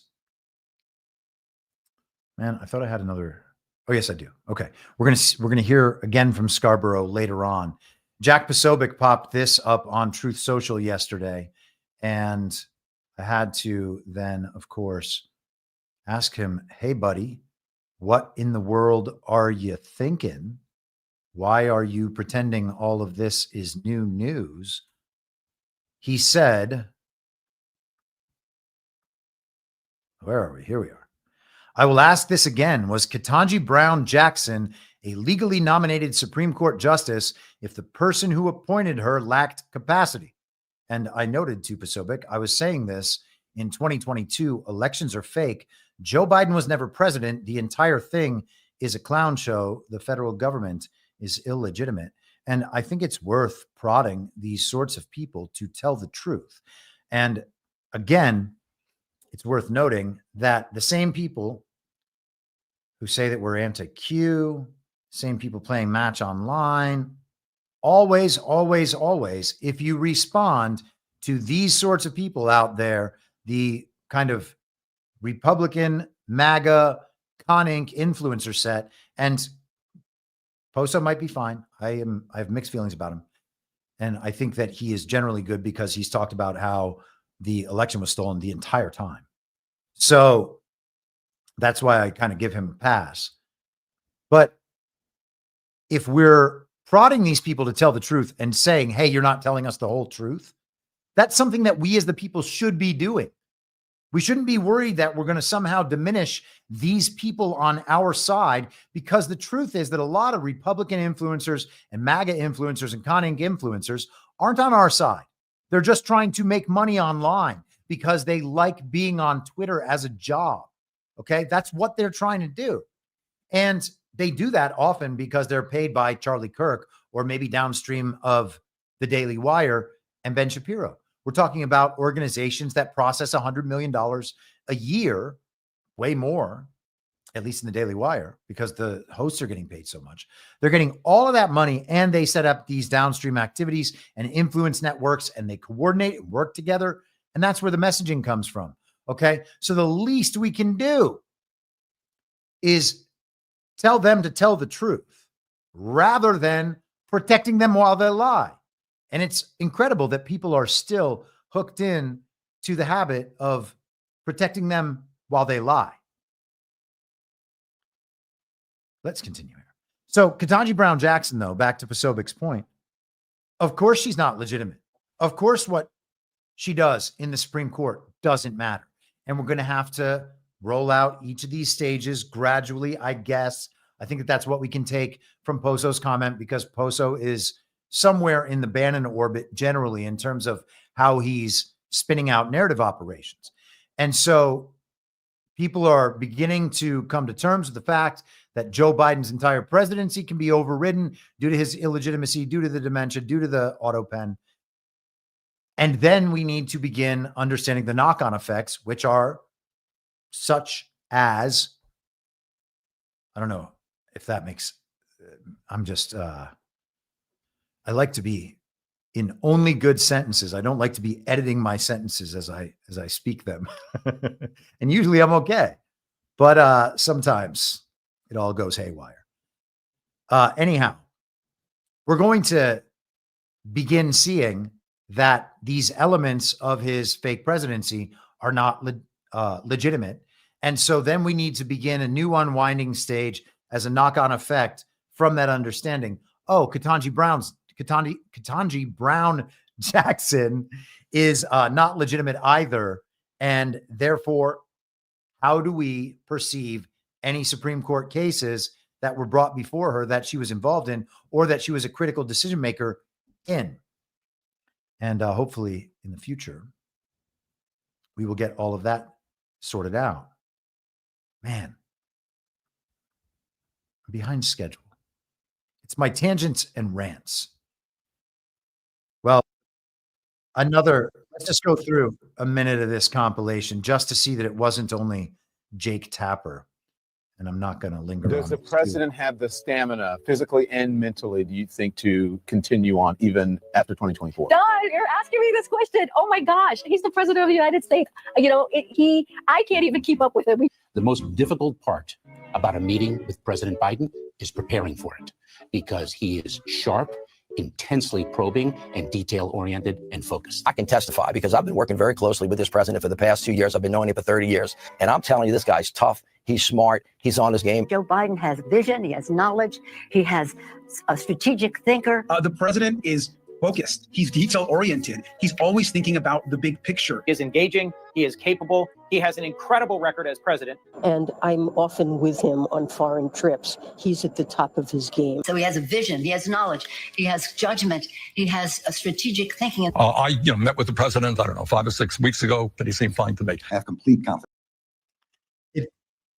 Bernie Sanders is so funny because he's such a liar, but he understands that his brand is to be a total truth teller. So when he has to lie, he like angrily rushes through the lie and then moves on because he knows that he's destroying his brand and that at some point in the future it's going to come back around and harm him, unless you're just one of those Bernie Sanders diehards that doesn't care that he's a liar, doesn't care that he's corrupt, doesn't care that he rolled over and allowed his primary election to be stolen and blah, blah, blah. And of course, none of them do because they have no principles. Maureen Dowd in the New York Times this weekend on Saturday, after the Hur tapes came out, she wrote one of those articles where she blames everyone for what she calls the tragedy of Joe Biden and his decline. And I just want to skip down to the end of this because it's all very silly, but just to give you a bit of the point here. It was not just Joe and Jill who wanted to hang on to power with all the perks and trips, and for Jill, glamorous Vogue covers. It was also their advisors, Mike Donnellan, Steve Ricchetti, Anita Dunn, Anthony Bernal, Ron Klain, and Annie Tomasini. The Palace Guard, as Chuck Schumer derisively dubbed top Biden advisors, slid from sycophancy to solipsism. The more Biden was out of it, the more his hours and responsibilities were curtailed. The more of a vacuum there was at the top, the more power the advisors had. They treated his alarming deterioration like a political vulnerability, something to be concealed, not a matter of concern to all Americans, something we had a right to know. Ah, yes, honest journalism peeks its head again.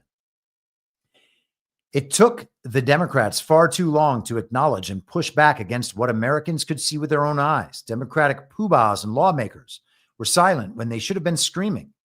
That the Republicans are now, with Trump's egregious assaults on the Constitution, his cringy grifting, his crazed revenge moves against anyone who has crossed him, and his loony Truth Social screeds attacking Bruce Springsteen and Taylor Swift. And so Maureen Dowd had to get in whatever shots on Trump she could muster within an article that has nothing to do about Donald Trump. Egregious assaults on the Constitution, his cringy grifting. These people are crazy. The Bidens and their allies still try to prove Biden is all there. He has done interviews on The View with Jill and the BBC on his own, acting as though what happened was not a shocking tableau of duplicity.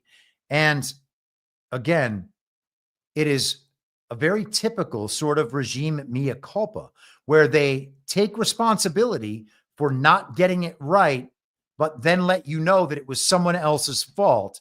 And then the last part of that is to show how that person also can't be held responsible either, unless you want to be a bad person.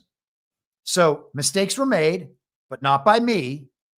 It was by someone else, and their mistakes caused me to make mistakes, but you can't really hold it against me because I was just going on what I knew. It's like when Ben Shapiro said, hey, gang, sorry that I told you all to get the vax. Sorry that I told you I trusted the experts. Sorry that I told you my wife's a doctor. Whoops. I trusted the experts. That's what my culture led me to do. And I guess that's just how you do things. If you're Jewish, that's what Ben Shapiro said. I'm not saying it. He's saying that we look up to our elders. We do what we're told. They say this is how it works, and so we do it. Why would you go along with a system like that? This is how it works, so therefore we're allowed to do it. Oh, right. It's so that if things get messed up, you can blame it on someone else, which is exactly what he did, exactly what Maureen Dowd does, and exactly what everyone in the party of false decorum does when they get things wrong. Because the truth is fungible. It's whatever increases your reputation and your status in the party of false decorum. And when that goes wrong, well, then you just blame it on somebody else so that your reputation cannot be slighted. It is a very typical game that they continue to play. And you can see it on display here from Maureen Dowd, but it matters more in the broader context.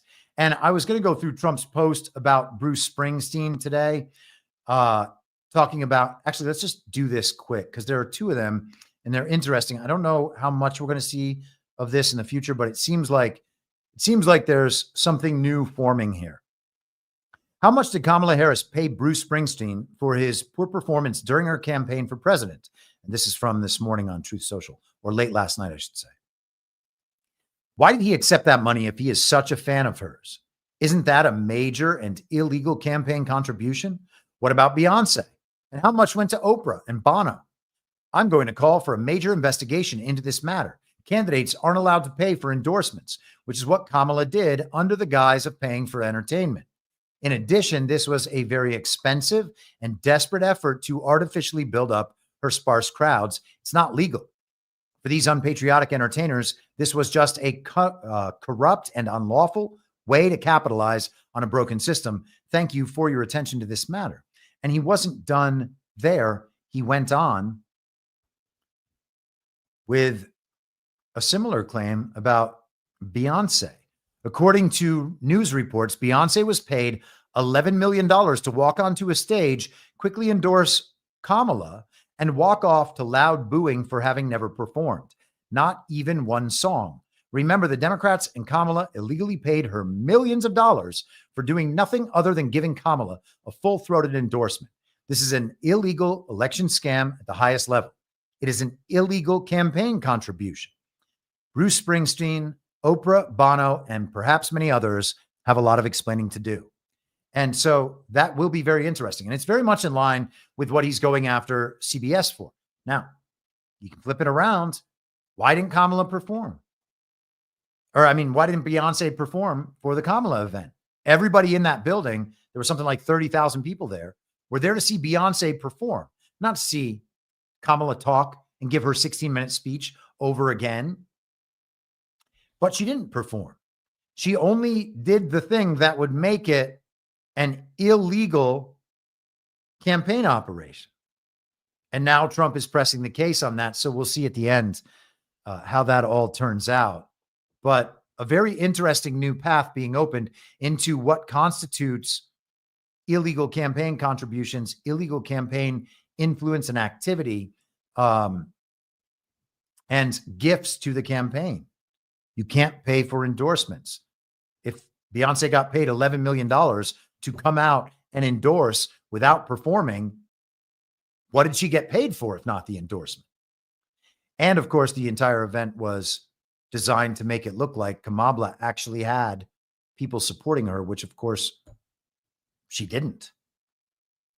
So into the final phase of this operation, to wrap things up on Joe Biden and make sure that the public knows it can't hold Joe Biden accountable.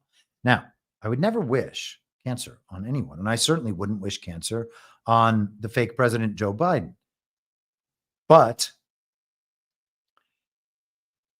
this is what we have now. Joe Biden with aggressive prostate cancer that has reached the bone, we are being told. Biden health shock. Top doctors stunned Biden's cancer diagnosis wasn't caught sooner. It is inconceivable. And this is the Daily Mail. Medical experts have declared it inconceivable that former President Joe Biden's aggressive form of prostate cancer was not caught earlier by doctors. The 82-year-old's office announced the devastating diagnosis on Sunday, saying the cancer had spread to his bones and his family were reviewing treatment options. His cancer was given a Gleason score of 9 and a grade group of 5, a dire stage of the rapidly spreading disease. The diagnosis came days after doctors found a small nodule on his prostate. Many officials expressed heartfelt concern, blah, blah, blah, Trump as well. So Joe Biden has cancer. Here is Joe Biden and they just discovered it on Friday, the same day that the Hur tapes came out. After a week of talking about Joe Biden's dementia, because Jake Tapper just revealed it to the world, and then the Hur tapes come out proving it, they find that Biden has cancer. Except here is Joe Biden in 2022 saying that he has cancer. And because it was a 4-lane highway that was accessible, my mother drove us, and rather than us be able to walk. And guess what? The first frost, you know what was happening? It had to put on their windshield wipers to get literally the oil slick off the window. That's why I and so damn many other people I grew up have cancer, and why can't for the longest time Delaware had the highest cancer rate in the nation. So he's talking about the pollution, and there was some oil factory next to his school, and the soot from the factory used to go onto the windshield. And when you wiped it off, you were wiping off oil in addition to the snow or the rain or the frost or whatever. Does that make any sense? Who knows, man? I guess maybe pollution used to be like that. But he just said right there, it's the reason why I and many other people I know have cancer. So that was 2022, Joe Biden saying he had cancer. And it actually gets a little worse than that. We're going to get there in just a second, but let me bring back Brian Stelter. Poor guy just got canned from CNN, disappeared, started a podcast that no one listens to. Why? No one knows. Imagine thinking, oh, you know what? I need to get some analysis from Brian Stelter. I'm really a big Brian Stelter fan. Here's Stelter talking about this aggressive cancer. Seen some prostate cancer survivors, people who have lived with this disease, who have been through this, expressing support, both condolences, but also support and cheering Biden on as he faces this. The timing, Jessica, is just extraordinary. We know from the statement from his personal spokesman that Biden learned of the diagnosis on Friday. Well, what was the biggest Biden story on Friday? It was the release of those audio excerpts from his conversations with Robert Hur back in 2023. This was the audio that Axios obtained, almost certainly from the Trump administration, showing memory lapses. And you heard a lot of people on Friday talking about that audio being hard to hear, even excruciating to hear. Biden showing his age on those audio tapes that had never been heard by the public. All right. So demented. Now he's got cancer. This is the Joe Biden. Welcome back, Brian Stelter, to the TV. Nobody watches CNN, so it doesn't matter, but I hope you feel good. Obviously incredibly respected. You believe that it. By the way, let me just pause and let you know that this is Ezekiel Emanuel, Zeke Emanuel. He is Rahm Emanuel's brother. Rahm Emanuel was the mayor of Chicago. He was the chief of staff for Barack Obama, and then he was the ambassador to Japan under the fake president, Joe Biden. His brother, Ari Emanuel, runs William Morris Endeavor, or just Endeavor now. Anyhow, one of the biggest talent agencies in Hollywood, one of the biggest talent agencies in the world, and a talent agency that has on its talent roster many of the people in mainstream media. Oh, and he also was Donald Trump's agent during the Apprentice years. In addition, these three brothers, their father was in the Israeli paramilitary post-World War II. So, good guys is what I'm saying. And also, Ezekiel Emanuel said in 2020 that people should only live to 75 years of age, no matter what. And it was, I don't know, making some kind of justification for why it was okay that the hospitals were killing all our old people, I guess. He seems like he's almost 75. I don't think he's going to check himself out, though. I guess we'll find out. It is likely. Just for those just tuning in, you believe it is likely, if this prostate cancer has spread to the bone, that he could have had it for up to a decade, but certainly it's likely. Would it be fair to say it's likely to have had this for at least several years? Oh, more than several years. You don't get prostate cancer. I just want to stop you. So this is not speculation. If you have prostate cancer that is spread to the bone, then he's most certainly, you are saying, had it when he was president of the United States. Oh, yeah. He did not develop it in the last 100, 200 days. He had it while he was president. He probably had it at the start of his presidency in 2021. Yes, that I don't think there's any disagreement about that. Okay. So from a medical standpoint, there's absolutely no way that Joe Biden could have possibly just gotten this cancer on Friday. There's no way that he would have just found out about it. He's probably known for his entire presidency. So says Ezekiel Emanuel, whose brother Rahm, by the way, is being elevated to potentially run for president in 2028. And he would make quite a Democratic nominee to face off against Donald Trump, because Rahm Emanuel is considerably sharper and more aggressive than any of the people that we've seen take on Trump so far. And that includes Hillary Clinton. Obviously, Joe Biden is a doddering old fool, if he even exists, and Kamala is retarded. So it's not a great bar to cross, but Hillary Clinton is quite evil, very sharp, and very with it, or at least, aside from the crazy laughing and the fainting outside of that van while she was definitely not being arrested. I'm not saying she is. I don't know. But weird scene. Anyhow, the last element of this cancer story, and then we'll be able to wrap the whole thing up, because I think all this is part of the same whole.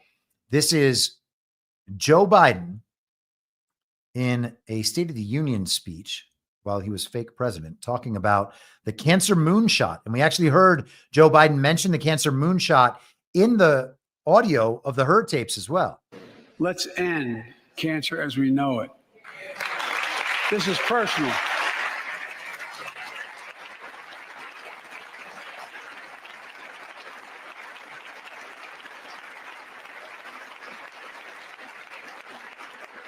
This is personal to me and to Jill and to Kamala and so many of you.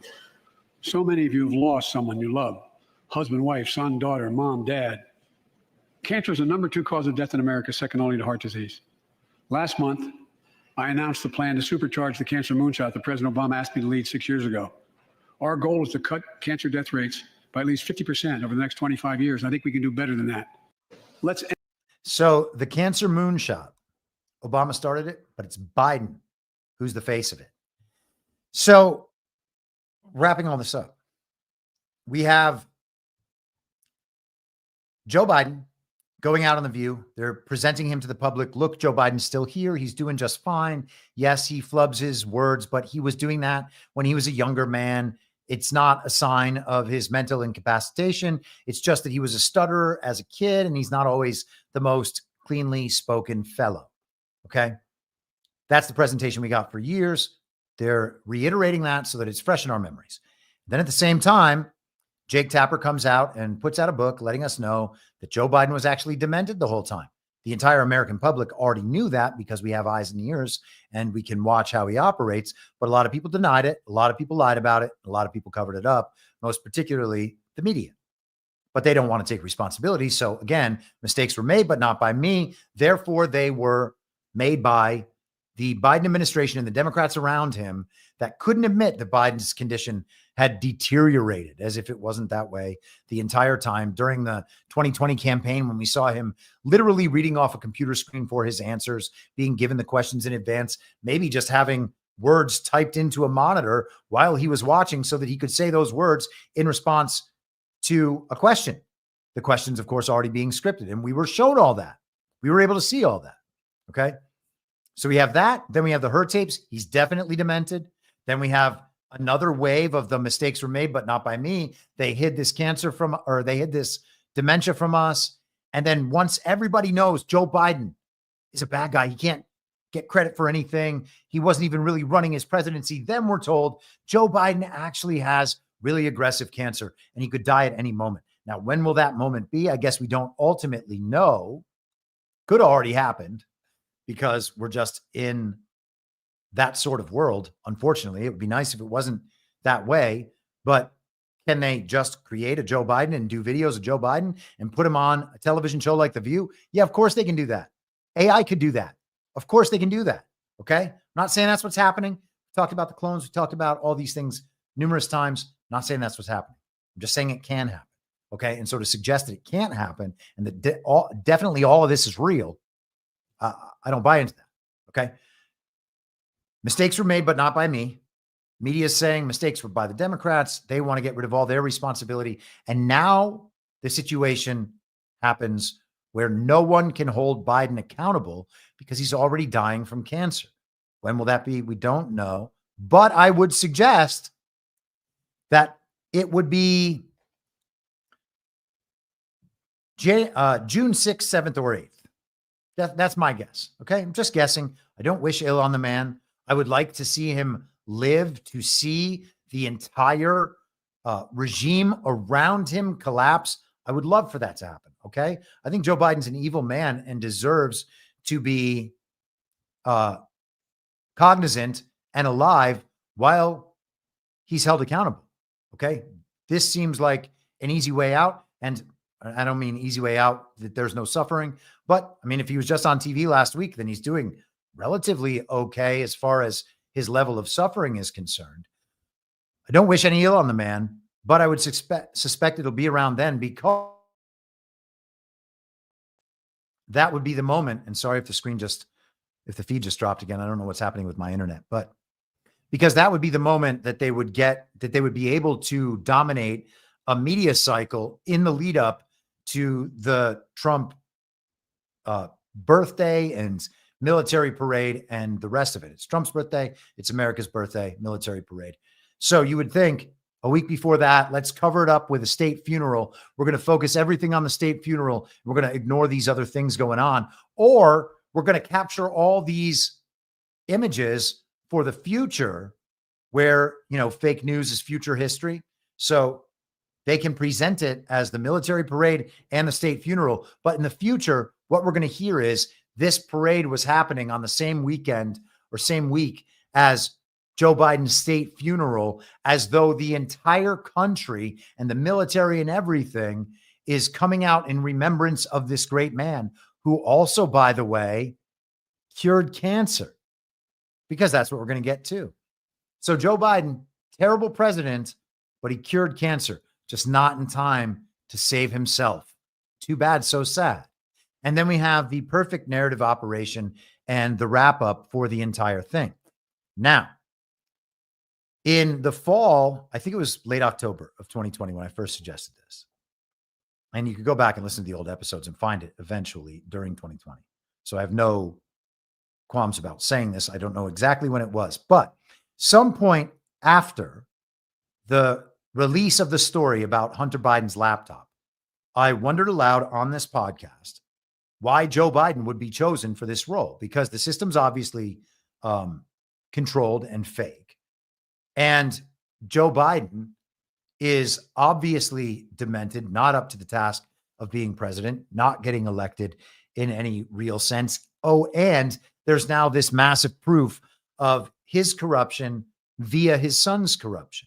And all of this is out there for the American public. So why in the world would Obama, with the Democrats, or if everything's controlled in a quote unquote white hat sort of sense, would he be chosen as the guy with all of this baggage? It just doesn't make sense. And so I was like, I think that the reason is because Joe Biden's going to be a fall guy. Joe Biden is going to come in. He's going to do the worst things ever to the country. Everyone is going to loathe the policies, and by virtue of that, eventually loathe him. And when they have to shuffle Joe Biden out of there for old age or for whatever else, much like they shuffled him out for Kamala in 2024, or I thought perhaps he would we would hear the story that he died in office, then he would be replaced. The suffering would be turned down just slightly so that everybody thinks, oh, this new Democrat is better than the old Democrat. We're back on board with Democrats now. And all you got to do is shuffle Joe Biden off into that good night. You give him a sympathy story, a sympathetic story like this one, and you can't even blame him anymore. And the whole thing is done and dusted. They've implemented the agenda. People hated it, but didn't have the power to reject it. And then they swapped someone else in, turned the agenda down just slightly so we would feel a little bit better. We're going to get rid of some DEI for you or something. And now you can't be mad at us anymore, because I know it's just really the woke stuff that you're really upset about. And of course, that's what most people are really upset about, because the Con Inc. podcast sphere talks to them about that all day and makes all the woke issues the biggest issues. So this is a grand operation to alleviate any accountability or responsibility from the regime for this entire period. It is all going to be flushed out in the body of Joe Biden. And you could go back to Rene Girard and discussions about scapegoating and the rest of it. Joe Biden will be the scapegoat for everything bad the regime has done for the last 60 years, because Joe Biden was there the whole time. He was part of it the whole time. All right. The 90s crime bills that incarcerated such a huge portion of male Black America. Joe Biden, right? All of it. The Obama administration, the ridiculous fake Biden presidency, and all the corruption that went along with it at every step of the way. Joe Biden's own corruption, his selling out American interests to foreign adversaries, all of it. Joe Biden was there for it. So they can package it all up, plus the perversion. You got to remember the perversion and all the sexual degradation that was present on the laptop, that was present in Ashley Biden's own diary, his daughter complaining about how she, I don't even want to say it, just disgusting stuff, okay? Showers with my father. She said she used to, I guess I will say it because what's the point of hiding it? It's in her diary. I mean, the diary is proven real as far as anyone can tell. Marco Polo has laid out the entire transcript of that diary. You can go find that. Go to here'shunter.com. She said that she used to beat her vagina to the sound of her parents having sex in the other room. These kids were totally scarred emotionally. Joe Biden may well be responsible for the death of his first wife and first daughter. So the whole family is just the most degenerate and awful group of people anyone can ever imagine. And maybe Hunter has come clean on it at all. We should still leave the possibility for that. Maybe Ashley's doing the same thing. And if so, so be it. It's not my place to judge them. God can sort that out. But if the central narrative story is to be believed, he really is that awful. And so all of that gets packaged up in the scapegoat, in the person of Joe Biden. And then he becomes the fall guy. And we've had our cycles of blaming Joe Biden now. And now they're saying Joe Biden can't be blamed anymore. Now he has cancer. If you're blaming him for these problems, if you're trying to diminish him and who he was as president, well, then you're just a bad person. So that gives us the entire wrap up on that operation, an operation I projected again 4.5 years ago. Why? Because I start with the principle that all of this is controlled. Okay. And I don't know who it's controlled by, but we have a pretty good idea of what their agendas and motivations are. And so then we can watch reality as it emerges, map it onto our understanding of the bigger picture, and try to be honest the whole time and have a pretty reliable system for figuring out where things are headed. Okay. If you understand the playbook, you understand that something like this is not only possible, it's a key part of the playbook, because this allows them to avoid accountability and responsibility for absolutely anything they do, and then move on, still in control, still in power, and people actually being punished socially for calling them to account. All right. So we have been there on a number of storylines, and we're going to be there on the Joe Biden storyline, and we can see the entire thing taking shape right now as it reaches its always inevitable conclusion. And with that, let us go to, how are we doing on time? Man, I always think we're doing good on time. And then I realize that there are so many more things that I want to say about all of these issues, because much of it is quite fascinating. And I hope that you agree. And, you know, if you're just looking for a short package of hot takes on the news, you're in the wrong place, I guess. We talked about the arguments over nationwide injunctions last week, and we talked about birthright citizenship, and we talked about Supreme Court decisions and other court decisions dealing with Trump's efforts against immigration. This is today in Reuters. U.S. Supreme Court lets Trump end deportation for Venezuelans. Sorry, end deportation protection for Venezuelans. The U.S. Supreme Court let Donald Trump's administration on Monday end temporary protected status that was granted to hundreds of thousands of Venezuelans in the United States by his predecessor, Joe Biden. Pardon, I'm just trying to find something. I see here that my highlights are gone, so I was going to attempt to find what sections I'd quoted in my Telegram post, but let's just continue. The court granted the Justice Department's request to lift a judge's order that had halted Homeland Security Secretary Kristi Noem's decision to terminate temporary protection conferred to Venezuelans under the Temporary Protected Status, or TPS program, while the administration pursues an appeal in the case. The program is a humanitarian designation under U.S. law for countries stricken by war, natural disaster, or other catastrophes, giving recipients living in the United States deportation protection and access to work permits. The U.S. Homeland Security Secretary can renew the designation. The decision was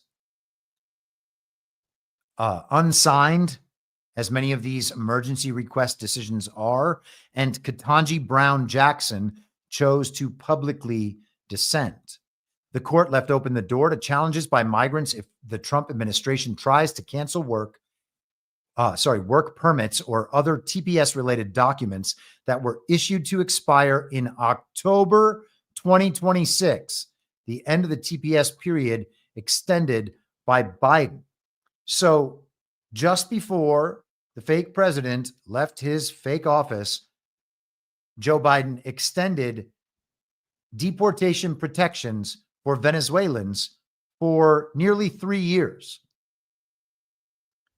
And that is obviously something that the Trump administration should not have to abide by at all. There is no way that the founders ever would have created a system to allow for things like that, where one executive by fiat can make a choice in his lame duck period after the people had already rejected everything he had done and his party in favor of a man they knew quite well.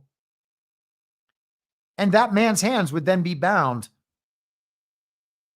by the fake president during the lame duck period. That is an impossible scenario to imagine the founders ever supporting. In fact, that would be the sort of usurpation that would disgust them in every possible way. Just days before Trump's return to office, they note. And oh, by the way, the legal challenge came by plaintiffs, including some TPS recipients, because you have to have the individuals, and the National TPS Alliance Advocacy Group. So we have an NGO, a legal NGO, an advocacy group set up specifically to protect illegal aliens with temporary protected status. That's awfully specific. How much lawfare needs to be waged on that one issue? It's pretty incredible. Okay. We're going to leave that aside. We're going to jump to Syria quickly, which we also discussed last week. Donald Trump talked about the end of sanctions on Syria. Syria had Bashar al-Assad, quote unquote, removed a few months back, 6 months ago or so, and replaced with a man named al-Shara, and also known as Jolani, who was an al-Qaeda terrorist, but also woke. And now Trump is meeting with that guy and wheeling and dealing. So he's determined that he's going to end sanctions. And then Saudi Arabia and the UAE announced that they were going to pay off Syria's debts to the World Bank, bringing them back into the global economy. And look how fast this is progressing. This is from Al Mayadeen. I hope I'm saying that right. Sorry, where's the date? Oh, this is from Friday. Syria signs $800 million deal with UAE to develop Tartus port, or Tartus. I think it's Tartus. Syria's General Authority for Land and Seaports has signed a memorandum of understanding with Dubai Ports World worth $800 million, aimed at developing the port of Tartus and expanding the country's logistics infrastructure. And so we're going to skip down. And again, my highlights are gone. That's so very disappointing. Where were we? Okay.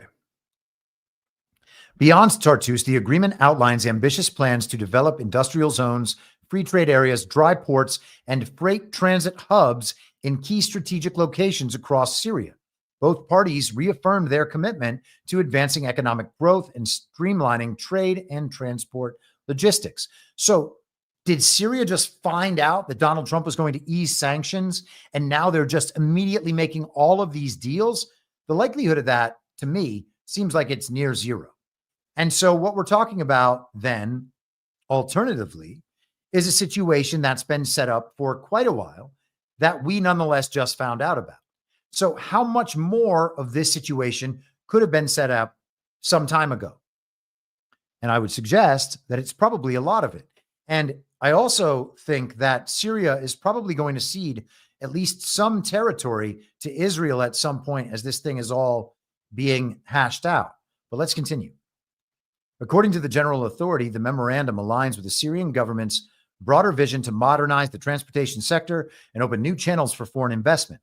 It forms part of a comprehensive strategy to rehabilitate infrastructure and revive economic sectors that have been severely impacted by years of conflict and civil wars. It's always important to note, are the global regime staging kinetic warfare against the people of a nation who have rejected the global regime.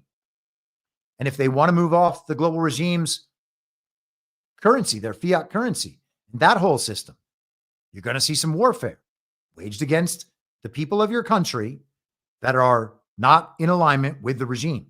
The people who are aligned with the regime will be the other side of the civil war, and they will be funded and directed by the global regime and supported with terrorist groups or cartels or whatever else is necessary, UN peacekeeping forces and the rest of it. The signing of the Tartus port deal with DP World coincides with the U.S. President Donald Trump's recent announcement during his visit to Saudi Arabia that sanctions on Syria would be lifted, an expected catalyst for increased international involvement in Syria.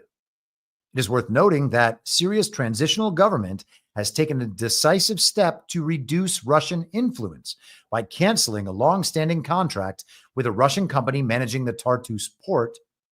Riyad Judy, director of the Customs Department in Tartus, confirmed the development to Al Watan newspaper on January 23rd, noting that revenues from the port would now go entirely to the Syrian state. And just to this last paragraph here, the Tartus port, Syria's second largest after Latakia, is a critical Mediterranean hub with a capacity of 4 million tons annually and home to Russia's only naval base in the region. Established in 1971 by the Soviet Union and later expanded in 2017, The base has served as a strategic outpost for Russian military operations in the Middle East and a support position for the anti-regime faction in the Syrian civil war. So Russia's moving out and the Middle Eastern countries are moving in.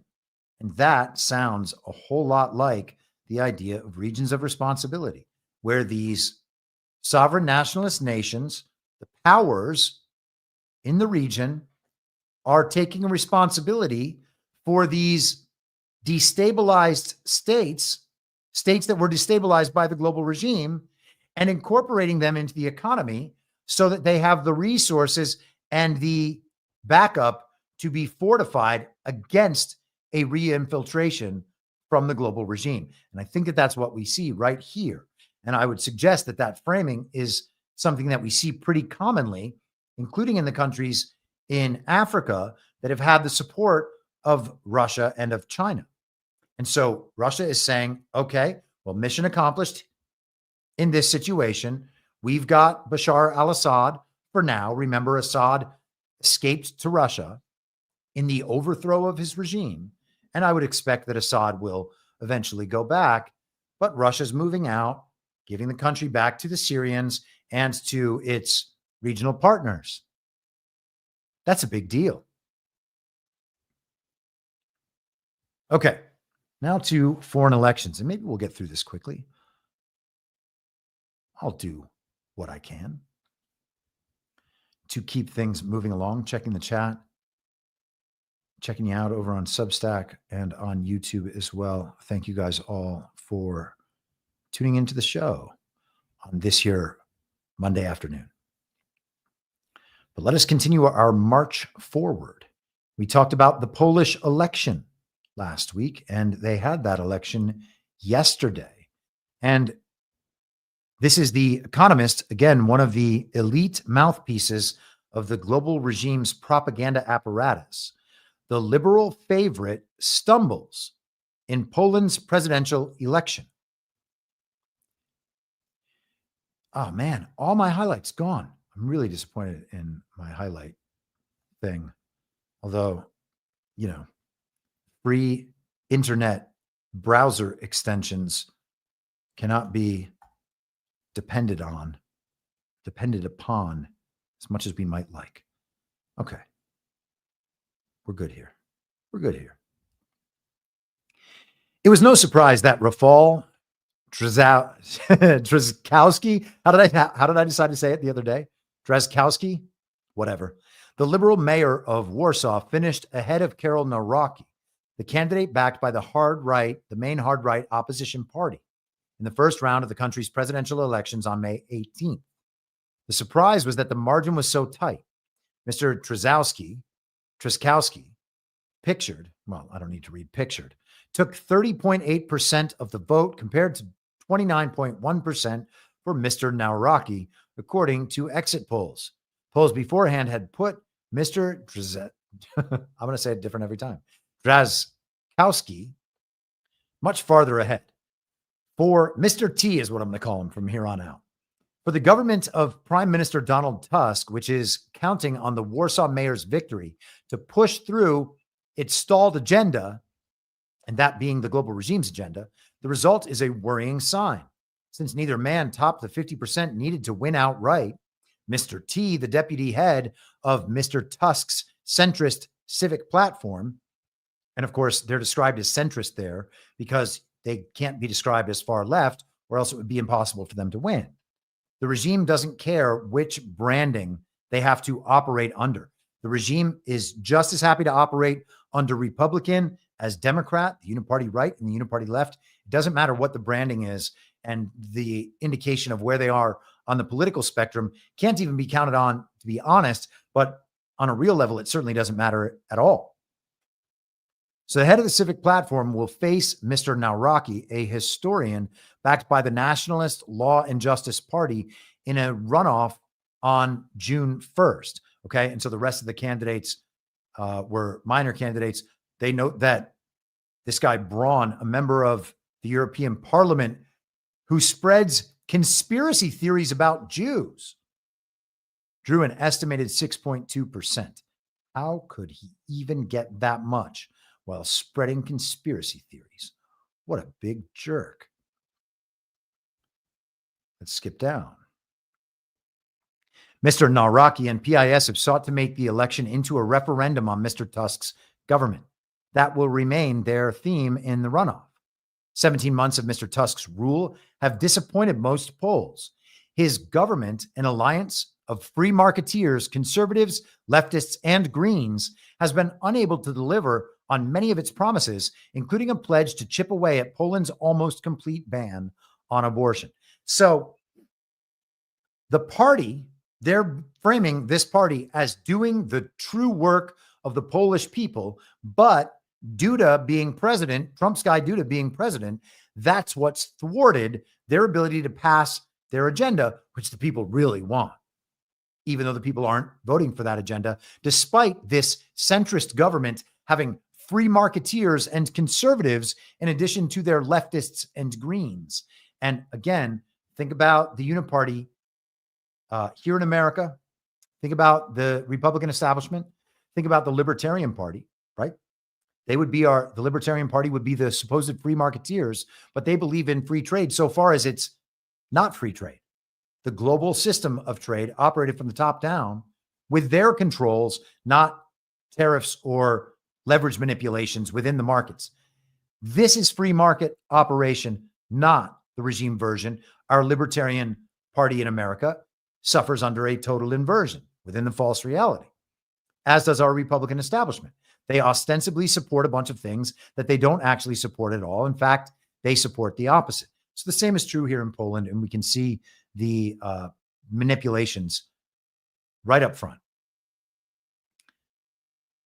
A standoff with current PIS-backed President Andrzej Duda is one reason. The other is divisions within Mr. Tusk's ruling alliance. What unites them is their opposition to PIS, but not much else. And so that's the same thing for the American Uniparty.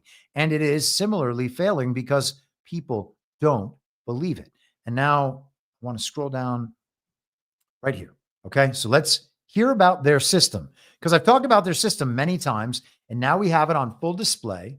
And now we have a regime mouthpiece within their propaganda apparatus telling us about how politics in Poland operate.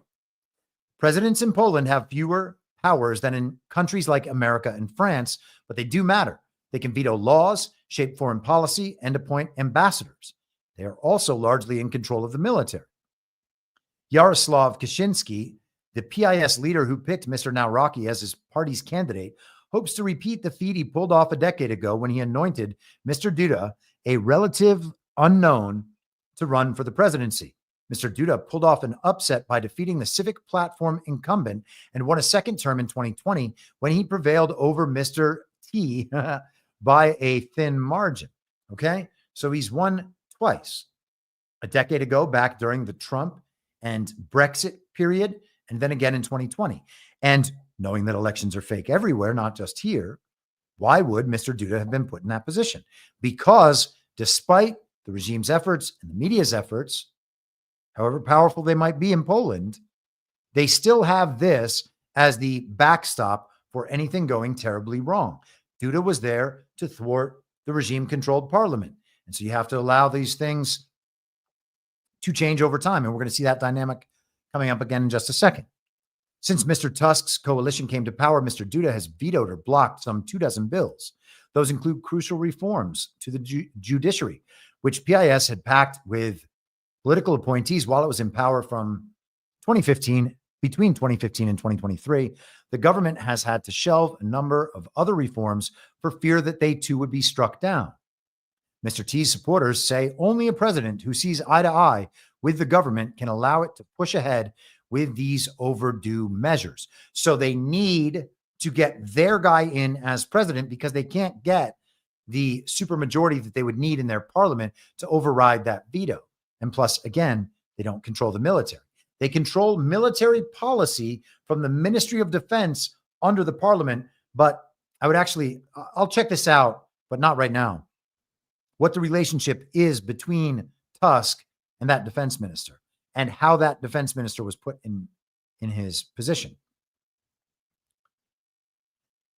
So some of the supporters that they quoted were talking about voting for Mr. T because they were voting to remain in the European Union. So they want the regime model, they want the European Union, and therefore they are voting for that quote unquote centrist candidate. Now we can see what the trend is. Is it toward organizations, global organizations like the EU, or is it away from those organizations? And of course, in every scenario we see, it's away from those organizations. And so when someone is for those organizations, you can glean their political perspective and viewpoint really easily. Mr. Nawrocki's voters, in contrast, want a less intertwined relationship with Europe. Mr. Tusk has surrendered Poland's sovereignty to the federalists in the EU and to Germany, says one. Mr. Kaczynski once went so far as to call Mr. Tusk a German agent. The claim, though baseless, has become an article of faith among PIS supporters. The party does not back leaving the EU, but wants the bloc overhauled and many of its key policies shelved. The European Green Deal is madness, says Piotr Galiński, a former PIS deputy minister. These European solutions might be the end of us. So they are fighting the exact same battle everyone else is fighting. They tried to push forward the idea that Trzaskowski would be the guy. He was going to run away with it. Hit the polls. He was leading. They had that third-party candidate. That's going to take away from Nawrocki. And now we have a runoff. And now the man who was supposedly the favorite is now the underdog. Oh, man, that sucks. They're not going to let the global regime steal control over Poland. Of course, they're not going to let the global regime steal control over Poland. But let us continue, because there's more to discuss. Portugal. This is the Associated Press from today. And we're just going to go through a bit of this because I want to make sure that we can hit Romania with some time left. Portugal's election result falls short of ending political instability. Here's what to know. Portugal's third general election in 3 years has failed to deliver the result that could break the worst spell of political instability for decades in the European Union country of 10.6 million people. Sunday's vote delivered another minority government for the center-right Democratic Alliance, which will be at the mercy of opposition parties. The significant rise in support for the hard-right populist party Chega, which means enough, adds more uncertainty. So they've had all these problems. They called a snap election in hopes that that would somehow help, but it didn't yield the result they wanted.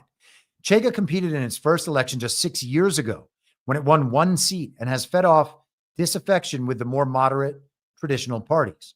Its success shook up the traditional balance of power in a trend already witnessed elsewhere in Europe with parties such as France's National Rally, the Brothers of Italy, and Alternative for Deutschland, which are now in the political mainstream. For the past 50 years, the Social Democrats and the center-left Socialist Party have alternated power in Portugal. The Socialists, meanwhile, are without a leader after Pedro Nuno Santos said he was standing down following the party's worst result since 1987. And so the issues are centered around corruption, immigration, house prices and rent, and the minimum wage.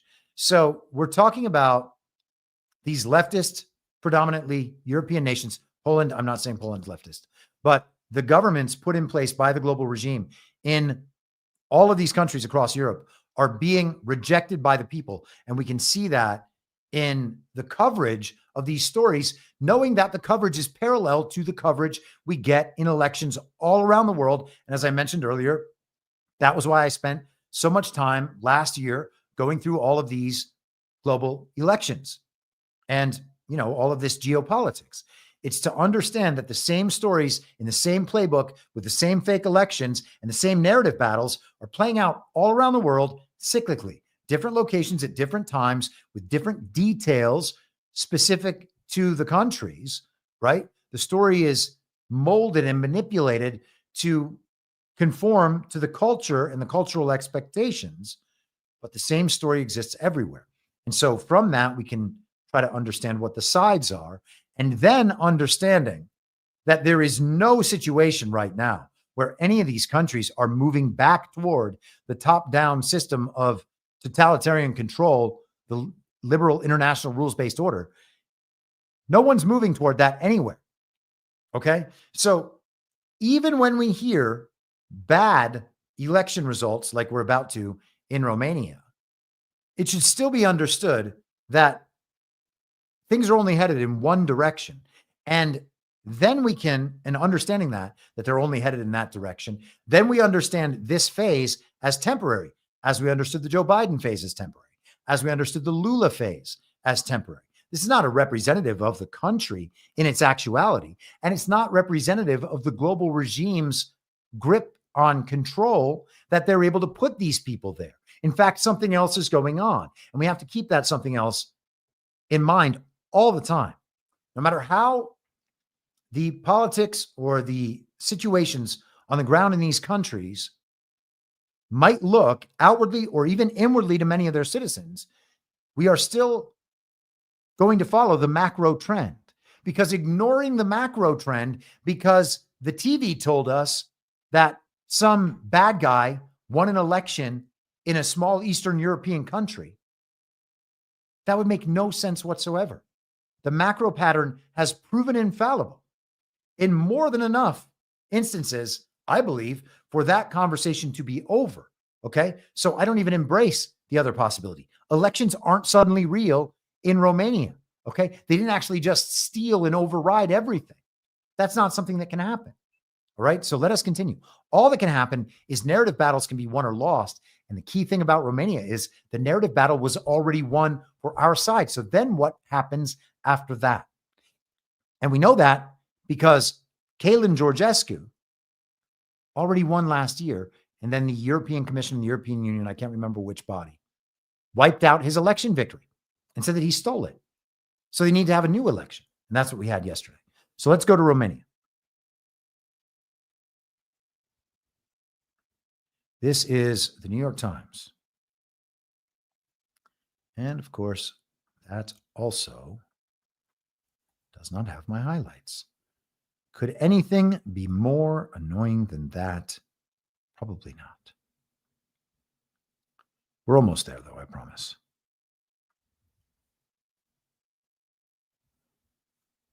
Goodness gracious. In upset, centrist wins Romania's presidential election. In a setback for Europe's surging nationalist forces, Nicusor Dan, a centrist mayor and former mathematics professor, on Sunday won the presidential election in Romania, defeating a hard-right candidate who is aligned with President Trump and has opposed military aid to Ukraine. With more than 98% of ballots counted, preliminary official results gave 54% of the vote in the presidential runoff to Mr. Dan, 55, the mayor of Romania's capital, Bucharest. His opponent, George Simeon, a nationalist and fervent admirer of Mr. Trump, who had been widely seen as the frontrunner, drew only 46%. As he slipped behind Mr. Dan in early counting, Mr. Simeon told supporters that we are the clear winners of these elections. He called for national protests should the final count show him as the loser, railing against what he said was an attempt to steal the victory of the Romanian people. And again, someone who is politically aligned with Mr. Simeon, someone whom Mr. Simeon says lots of nice things about, including on War Room with Steve Bannon. Simeon has been a frequent guest over the last month or couple months. This guy is basically taking on the role of Donald Trump post-2020 election. And, you know, I don't know. It's possible that he is calling for more on-the-ground activity, which could then be used for a J6. We might have something like that. And in that part of the world, you can think more of the Maidan revolution in Ukraine. Will they stage something like that? Obviously, I don't know, but something to keep an eye out for.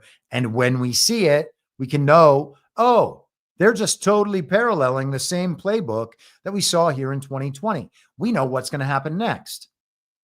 We know what's going to happen next. We know what's going to happen next. That's the point of understanding the playbook, watching it play out in these parallels so that our options for possible futures are limited to only plausible things and ones that we are totally prepared to analyze and understand. And in doing so, make it so that the information op, the narrative op connected to those actions in the playbook doesn't work. That's our job. That's why we are committed to spreading the truth. And by our, I don't mean me and people like me or me and Badlands. I mean, all of us who understand what's happening should be telling other people and being like, hey, this is going to happen. You know, this is going to happen. And it's not like I'm predicting this thing. I think this might happen. And if I'm wrong, so be it. But we've seen similar trends. And these trends suggest that X, Y, Z are possible. Okay. And if you do that enough times, people will realize, oh, wow, that guy actually might be onto something, or that lady might be actually be onto something. And that's when you can begin having an impact on people who are just perpetual TV watchers, which is the point of hammering these things again and again and again. Hopefully it's not too repetitive. And I don't personally think it is, because I find these situations fascinating. And I think it's amazing that they do generally fall in to the same sorts of patterns. Let us go back to this article. Again, I want to try to find where. Gosh, man. It's so disappointing to have done the work to set these things up. Maybe I'm actually going to have to pay for a free internet browser extension. Is that a ridiculous thing to do? Perhaps not. It's certainly better than me making you hold like this for processing. But this is where we're stuck today. Okay, so New York Times, here we are. All right, now I know where to jump down to. Okay, but it will likely inflame Romania's nationalist camp and its supporters abroad, including Vice President J.D. Vance, and stoke accusations that the system is rigged. So J.D. is going to be upset that Simeon, who goes on War Room, is not going to win. Last year, a Romanian court ordered a last-minute cancellation of a presidential election that an ultra-nationalist appeared well-positioned to win, and that's the Georgescu election. In the final days of the campaign, as opinion polls showed the race tightening, Mr. Simeon laid the groundwork for a Romanian version of Mr. Trump's Stop the Steal efforts in 2020. He insisted that only electoral fraud could prevent him from winning. And again, elections are fake. On Sunday, shortly before voting ended, Mr. Simeon claimed that many deceased people had appeared on electoral lists, echoing the claims of Mr. Trump after he lost the 2020 election in the United States. Mr. Simeon provided no evidence to support accusations that his victorious rival had benefited from fraud. And so again, you can see that the narrative operation is going right in line with the narrative operation post-2020. On Sunday, shortly before voting ended, Mr. Simeon claimed that many deceased people... Oh, sorry, I just read that. Sorry, I had one more paragraph. I thought I set it up. Here we are. Apologies. While Mr. Simeon embraced nationalist politics, campaigning to unite Romania with the former Soviet Republic of Moldova, which is largely Romanian-speaking, and bits of Ukraine inhabited by ethnic Romanians, Mr. Dan pursued a more moderate agenda. So this is the part that's being considered extreme and nationalist. Campaigning to unite Romania with the former Soviet Republic of Moldova, which is largely Romanian-speaking, and bits of Ukraine inhabited by ethnic Romanians. Okay, well, now we are on something very, very interesting. What exactly is happening here? Now, unfortunately, I'm going to skip over some of the Pavel Durov censorship stuff that kind of coincides with this. Durov says he was asked and implies that it was by the French government and French intelligence to censor certain political speech in the lead up to this Romanian election to influence the outcome. And his case was basically like, you're asking me to interfere in the election to prevent election interference. That makes no sense. So let's quickly go here to Reuters. This is from today. Kremlin says Romanian election was strange to say the least. All right. So the Kremlin on Monday described Romania's presidential election as strange, saying the pro-Russian candidate who won an aborted vote last year had been unfairly disqualified.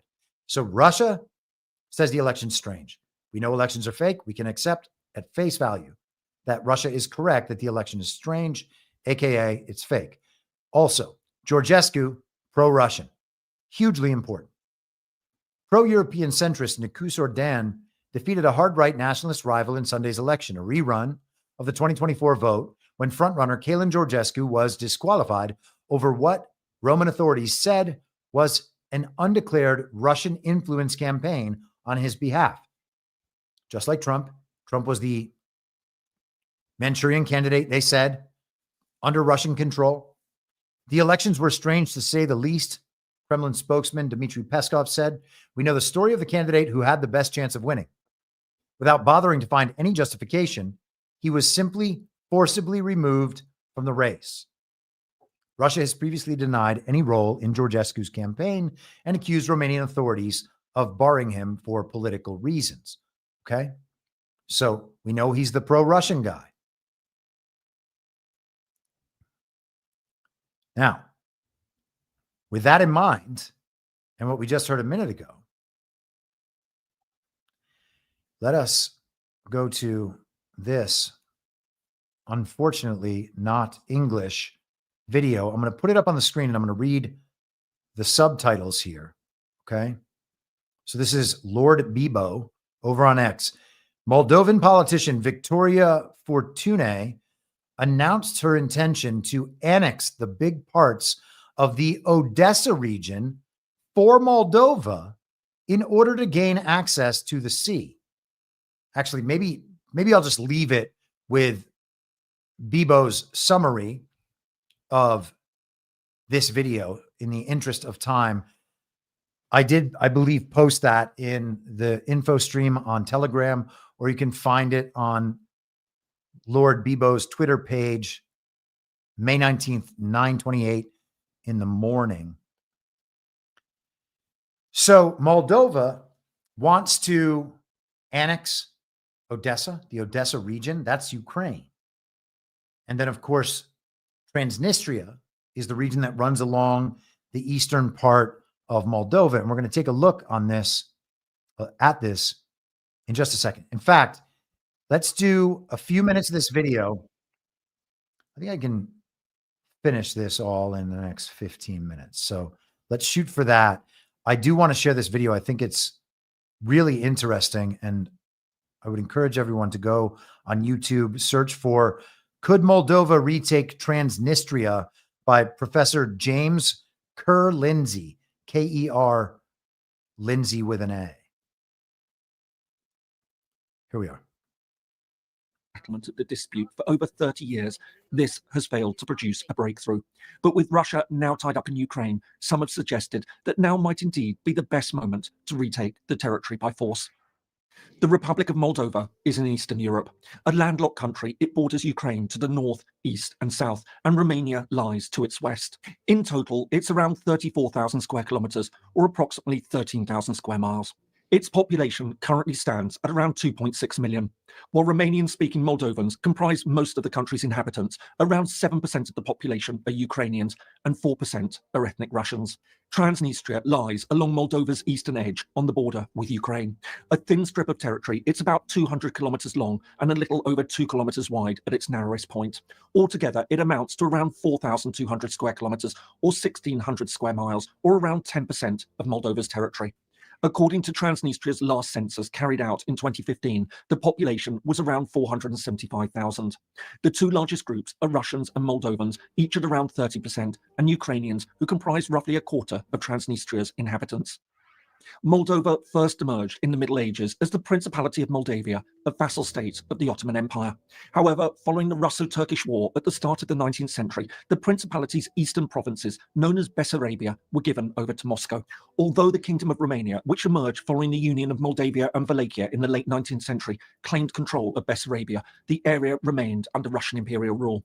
This lasted until 1917 and the start of the Russian Revolution, when Bessarabia seized its chance to break away and unite with Romania. However, the newly created Soviet Union refused to accept the region's incorporation into Romania and continued to lay claim to it. To this end, the USSR established a separate self-governing entity within the Ukrainian SSR, the Moldavian Autonomous Soviet Socialist Republic. This operated from the east bank of the Dniester River. Following the start of the Second World War, Moscow saw its chance to seize back Bessarabia. On the 2nd of August 1940, Bessarabia and the area on the Dniester River's eastern bank, known as Transdniester or Transnistria, were merged to become the Moldavian Soviet Socialist Republic, a new top-level republic of the USSR. Having established its sovereignty over Moldova at the end of the Second World War, the Soviet leadership now brought in ethnic Russians to control the new republic and reduce Romanian nationalist sentiment. As a result, by the end of the 1980s, Ukrainians and Russians amounted to around a quarter of the population, with many concentrated in Transnistria. However, as the Soviet Union weakened, Moldova's communist leadership increasingly emphasized the republic's Romanian heritage and identity, thus feeding tensions with Transnistria. In August 1991, Transnistrian leaders announced that the region had broken away, forming the Pridnestrovian Moldavian Republic. Just over half a year later, on the 2nd of March 1992, the day that the newly independent Republic of Moldova joined the United Nations, fighting broke out. As clashes erupted between Moldovan and Transnistrian forces, Russian troops stationed in Transnistria stepped in. This fighting lasted until the sides agreed to a ceasefire 4.5 months later. This video goes on. It's all very interesting, but you have the background there. And now I just want to pull up a map that shows us Eastern Europe. And I want to propose that I think we are beginning to see the form of the big project here. Okay. So we have Ukraine here. There's Kyiv. Down here, southern Ukraine, that's Odessa. Here we have Moldova, and Moldova wants to go out and take this entire region right here so that they have access to the sea in Odessa, one of the key Black Sea ports. And then here we have Romania. They already have a long shoreline on the Black Sea. And then let's look around the rest of these countries. We have Hungary to the west of Romania, Slovakia to the north of Hungary, Poland to the north of Slovakia, and Belarus to the east of Poland. And so you now have the entire border of Ukraine encircled by the countries I just listed. Now, Hungary has Orban. He's certainly, from all indications, on our side. Belarus has Lukashenko. He's one of Putin's closest allies. Poland has Duda, Trump's guy, and will eventually have this Nawrocki guy who will be along the same lines. Romania, the election has obviously been stolen on behalf of a regime-oriented candidate, but will it stay that way, and will it matter? And why would it be good, potentially, for that to have happened? Now, a lot of people would admit that it's a good thing that Donald Trump wasn't seen as the American president, while many of the changes that had to take place over the last 4 years for these things to be rolled out to the American people took place. Trump himself says that he's glad that he didn't have to take responsibility for those 4 years. And maybe someday in the future he might, but he's even said that. I'm glad that Joe Biden was there for all of these things to occur. Okay. So just keep that framing in mind. And let's go back to the map and think about this a bit. So we're told Moldova is going to move to their south and east, all the way down to the Black Sea, and maybe as far north as Odessa. Trump a few weeks ago said he didn't want to talk about Odessa because we're being told that Russia is going to take over all of Ukraine. And that would mean that they're going to advance to Odessa, when currently right now they are not really very close to Odessa as far as, you know, what we know from the mainstream stories about where the conflict is taking place and what territories Russia has seized. Okay. So looking at this map, though, we have a bunch of Ukraine gone, the whole eastern 20% of it, and Crimea, the island down to the south and east, the not really an island, but strange peninsula. It's like Sicily off of Italy. It's just this large, almost totally sea-bound area to the south and east of Ukraine. So the whole talk is about Russia taking over all of Ukraine. That's what we heard. Russia's going to take over all Ukraine, and they're going to keep moving into Europe. Now, Russia may take as far as Kyiv, because that's formerly Russian territory, but they may not. They may even leave a Ukraine there. But regardless, Ukraine's going to get chopped up, it sounds like. And I would suspect that Moldova will first take over down to Odessa and take that little chunk of Ukraine. And then Romania and Moldova might become the same thing, or there will be some sort of political transition in Moldova that follows the same macro pattern, probably 8 to 10 years later, 12 years later, whatever it is. They're going to be considerably behind on a timeline. Although now with compressed timelines and the balance of power shifting, maybe they won't have to go through all of the same processes. And I imagine, by the way, that Hungary might get a bigger chunk, Slovakia might get a bigger chunk, Poland and Belarus almost certainly will. And again, maybe there's a Ukraine left at that point, maybe there's not. I don't know. But either way, we're just going back to the way things were before in some sense, if the regime hadn't gone into these independent republics and forced them to be taken over by a country like Russia. And I mean, if the regime is coming to your doorstep and your choices are either allow them to do that or take over those countries yourself, you're going to take them over yourself. And so I think that that's what Russia has done cyclically in the past. And I think from all indications on what Vladimir Putin has said for an extended period of time, he is totally comfortable with those countries being independent republics. So if we take him at his word, and that's the assumption here, right? If we take him at his word, we can see how all of these countries around might fall in line with that program, all of them getting slightly bigger on their own, being responsible for these certain areas. Poland is a pretty powerful country on the border of Germany and the Czech Republic. Russia is their neighbor to the north, by the way, in Kaliningrad, which used to be the ancestral home and like capital of the Prussian Empire. So we're talking about these ancient conflicts, as Trump mentioned last week. But I would not be surprised at all if Romania ends up with Moldova and that area all the way down to Odessa. And for those things to happen, is it better to have a pro-sovereign nationalist president leading that thing or someone else? And you might say, well, that's crazy because that other person's not going to do those things. Really? How much choice did Joe Biden have about where things were headed? How much choice does Lula have about where things are headed? And for that matter, how much choice does Mark Carney have up in Canada when it's clear that Donald Trump is just fine with the fact that Mark Carney, quote unquote, won in a fake election over Canada's Ron DeSantis? All right. It's a narrative operation. What's important is the avatar, what that character represents, if that character is going to be the front man for this operation. And clearly that's the case.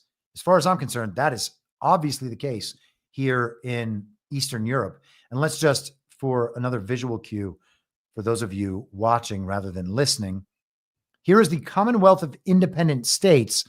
This was a post-Soviet form of the Greater Russia. And here you can see Romania going all the way out to essentially Odessa. Does that matter? Yeah, it's going to matter. And of course, there was no Belarus. It was just part of this Commonwealth and part of, Russia, the Soviet Union, however you want to describe it. So I wanted to know a little bit more about this CIS. So I asked ChatGPT about it. And it turns out Belarus is a founding member of the CIS. The Commonwealth of Independent States is a regional organization formed during the dissolution of the Soviet Union in 1991. Okay, Belarus has remained a full participant and is one of the more active members alongside Russia. Ukraine signed the founding agreement of the CIS in December 1991, but it never ratified the CIS charter. Ukraine has participated in some CIS activities over the years, especially early on, but maintained a non-member observer status technically. After Russia's annexation of Crimea in 2014, Ukraine ceased active participation in the CIS. In 2018, Ukraine formally withdrew from CIS statutory bodies. And so I said, did the Soviet Union possess these lands? And of course, it goes through and says, yes, of course.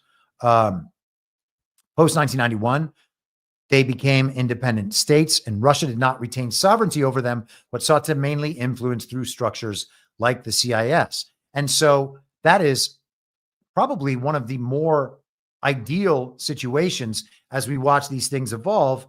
There is some Russian control and backstop over what these different lands will do, but they're being operated independently. Moscow's not actually governing them. And that's pretty much what we're going to see with these countries. And again, if you recall the European map there, the map of Eastern Europe, all those countries bordering Ukraine, as they go around Ukraine, will be aligned with the sovereign nationalist movement, and Ukraine will then be cut off. It's not really a land bridge, so to speak, but similar concept.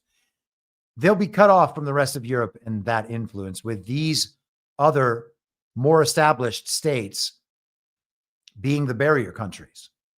Not part of Russia, but effectively preventing the NATO advancement, the UN advancement, the advancement of the global regime that threatened Russia in the first place. Is that going to be the end stage of these conflicts and all of this drama that we've seen play out over the last 3 years?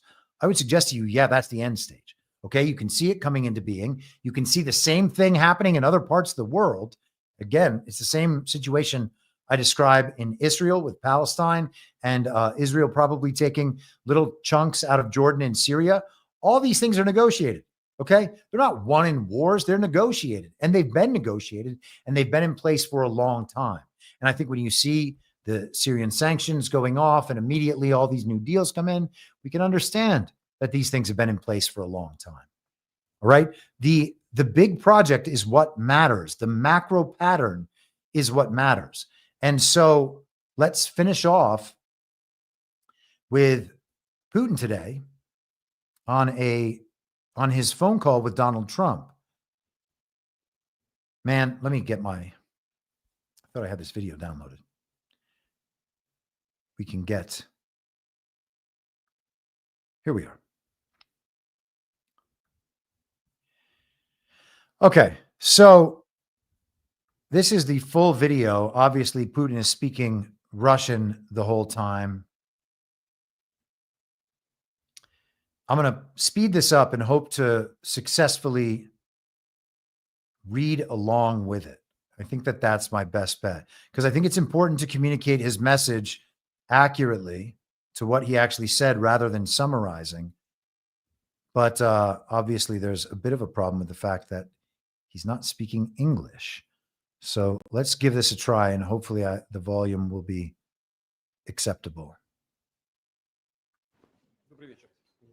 It says, good evening, colleagues. Colleagues asked me to say a few words about the results of our telephone conversation with the President of the United States. This conversation took place last more than 2 hours. I would like to note that it was very informative and very frank, and on the whole, in my view, very useful in this regard. First of all, I thank the President of these United States for the U.S. support of the resumption of direct negotiations between Russia and Ukraine on a possible peace agreement.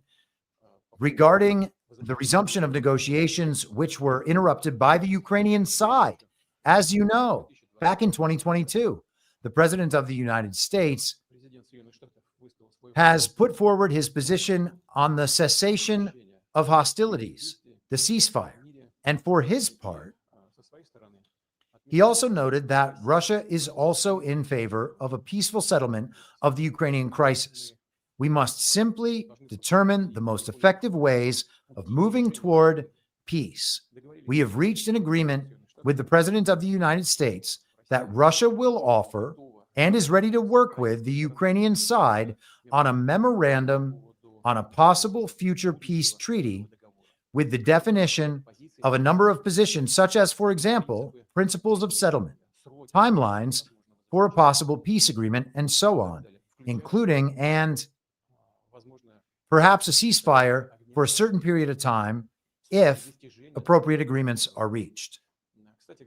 By the way, contacts between the participants in the meeting and the negotiations in Istanbul, they have resumed, and this gives reason to believe that we are generally on the right track. I would like to again emphasize that the conversation was very constructive, and I rate it highly. The question, of course, is for the Russian and Ukrainian sides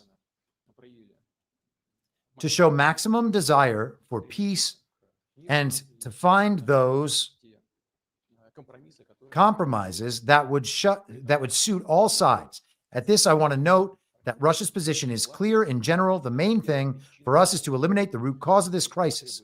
If we need to clarify anything, Press Secretary Peskov, an assistant to Mr. Shakov, will clarify a little later some details of today's talks with President Trump on the phone. Okay. And so that's that. All right. I think we made it through that pretty easily. Putin says that Ukraine cut off talks, as you know, back in 2022. So what the media calls Putin's very brutal invasion, Putin is referring to as Ukraine cutting off talks. Now, we know that Ukraine's not Ukraine. It's Ukraine and its European backers. And because Ukraine isn't really a thing in the first place, it's only its European backers and would have been its U.S. backers in the Joe Biden fake presidency, but not now. We don't even pretend anymore. So that's who the negotiation is between. He has laid everything out. He said he had a great conversation with Donald Trump. They'll eventually make their way to a peace agreement. Now, Trump has said that it's not going to happen until the two of them get together. When are they going to get together? It's hard to know. Putin invited Trump to the May 9th victory parade. Will Donald Trump invite Vladimir Putin to Washington, D.C. for the military parade and for them to together end the Ukraine war? It would also be great if he could do the same thing for the Middle Eastern leaders and end the Ukraine and Gaza war. Just all at the same time. Let's get it done, DJT. You can see the big project taking shape. I mean, I could be wrong. Maybe it's not all as aligned as I think, and maybe it's not on that date. Okay, I admit that. I understand that. It's speculation. But it seems like that's what the macro pattern and the big project, that's what it's pointing to. And let's close with Donald Trump on his call to Vladimir Putin. Just completed my 2-hour call with President Vladimir Putin of Russia. I believe it went very well. Oh, I forgot to pull this up. Apologies. There we are. Russia and Ukraine will immediately start negotiations toward a ceasefire and, more importantly, an end to the war. The conditions for that will be negotiated between the two parties, as it can only be because they know the details of a negotiation that no one else would be aware of. The tone and spirit of the conversation were excellent. If it wasn't, I would say so now rather than later. Russia wants to do large-scale trade with the United States when this catastrophic, quote-unquote, bloodbath is over, and I agree.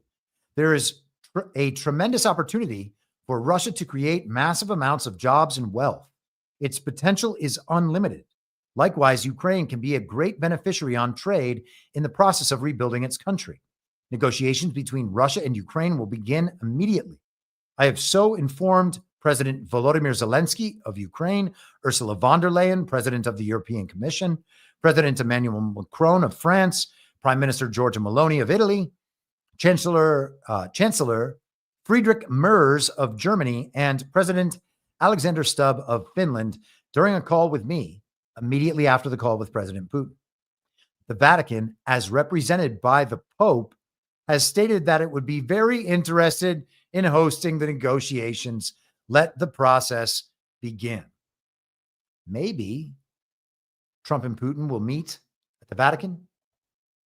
It would be better if they met in Washington, D.C. Vladimir Putin coming to Washington, D.C., sitting next to Donald Trump for the military parade, rubbing all of that in the global regime's face, would be the greatest end scene to 100 plus years, 500 plus years, thousands of years of this regime creating this sort of chaos all over the world. And all of it is being reversed. And we are seeing it play out before our eyes. I would suggest to you that's what the macro pattern suggests or indicates. And call it cope if you want, or say that I'm too committed to my theories and not dealing with the reality of this Romanian election. But elections are fake. Romanian elections are fake. They already won the election last year with the guy on our side. So who cares what the television has said is the result of a fake election in Ukraine? The macro pattern is not going to be thwarted. It's not going to be stopped. The directionality is not going to turn around. None of it's going to end. It's all just going the same direction that it has been going the whole time. And we're beginning to reach the conclusion stage of this phase. I think it's on display right before our eyes. All right. Going to check out the chat. I don't think I missed any rants. Oh, yes, I did. Polymathanon, helping you with your highlighter, Chris. Thank you, buddy. APL uses highlights. I hear it helps with things. Does she?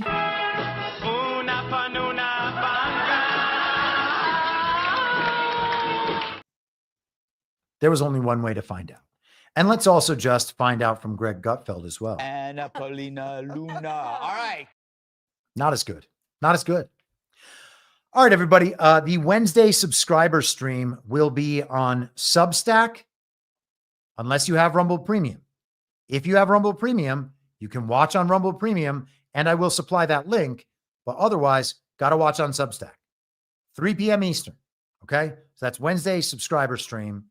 And then Friday, we'll have another public live stream at 3 p.m. And then on Sunday, I will replay the subscriber stream for people who don't subscribe on Substack and don't have, well, the Rumble Premium only matters if you have the Substack subscription. So if you are not a paid Substack subscriber, Wednesday's episode will appear for you on Sunday. So keep an eye on Rumble or wherever else you watch. And if you want to watch on Wednesday, if you have caught up to the speed of my show and you prefer playing in the future rather than in the distant past, subscribe. Get a paid subscription. You can watch the episode for free. You can engage in Q&A and the rest of it. And those are much smaller feeds. So people who are talking in the chat, I have more attention and bandwidth to be able to track that. And with that, I will be back on Wednesday at the same reasonable time on the same reasonable podcast network. I don't have a network. Masks and lockdowns don't work. They lied to you about a pandemic. And Joe Biden was never president. Well, what? you know who I am, don't you? Well, you ain't Fiona Apple, and if you ain't Fiona Apple, I don't give a rat's ass. What's wrong with being an angry prophet denouncing the hypocrisies of our times? What do you think, Max? Do you want to be an angry prophet denouncing the hypocrisies of our times? Yeah, I think I'd like to be an angry prophet denouncing the hypocrisies of our times. It's not true. It's more true than I would perhaps prefer. Chew down. We do a little trolling. It's called We Do a Little Trolling. What? In my mind, that's the end game. If you're listening for free and would like to support the show, the best way to do that is by signing up for a paid subscription at imyourmoderator.substack.com. You can find the info stream over on Telegram at t.me/veryreasonable. The merch site is cancelcouture.com. And for all my other links, you can visit linktree.com/imyourmoderator. And I'll see you soon. Down on the range.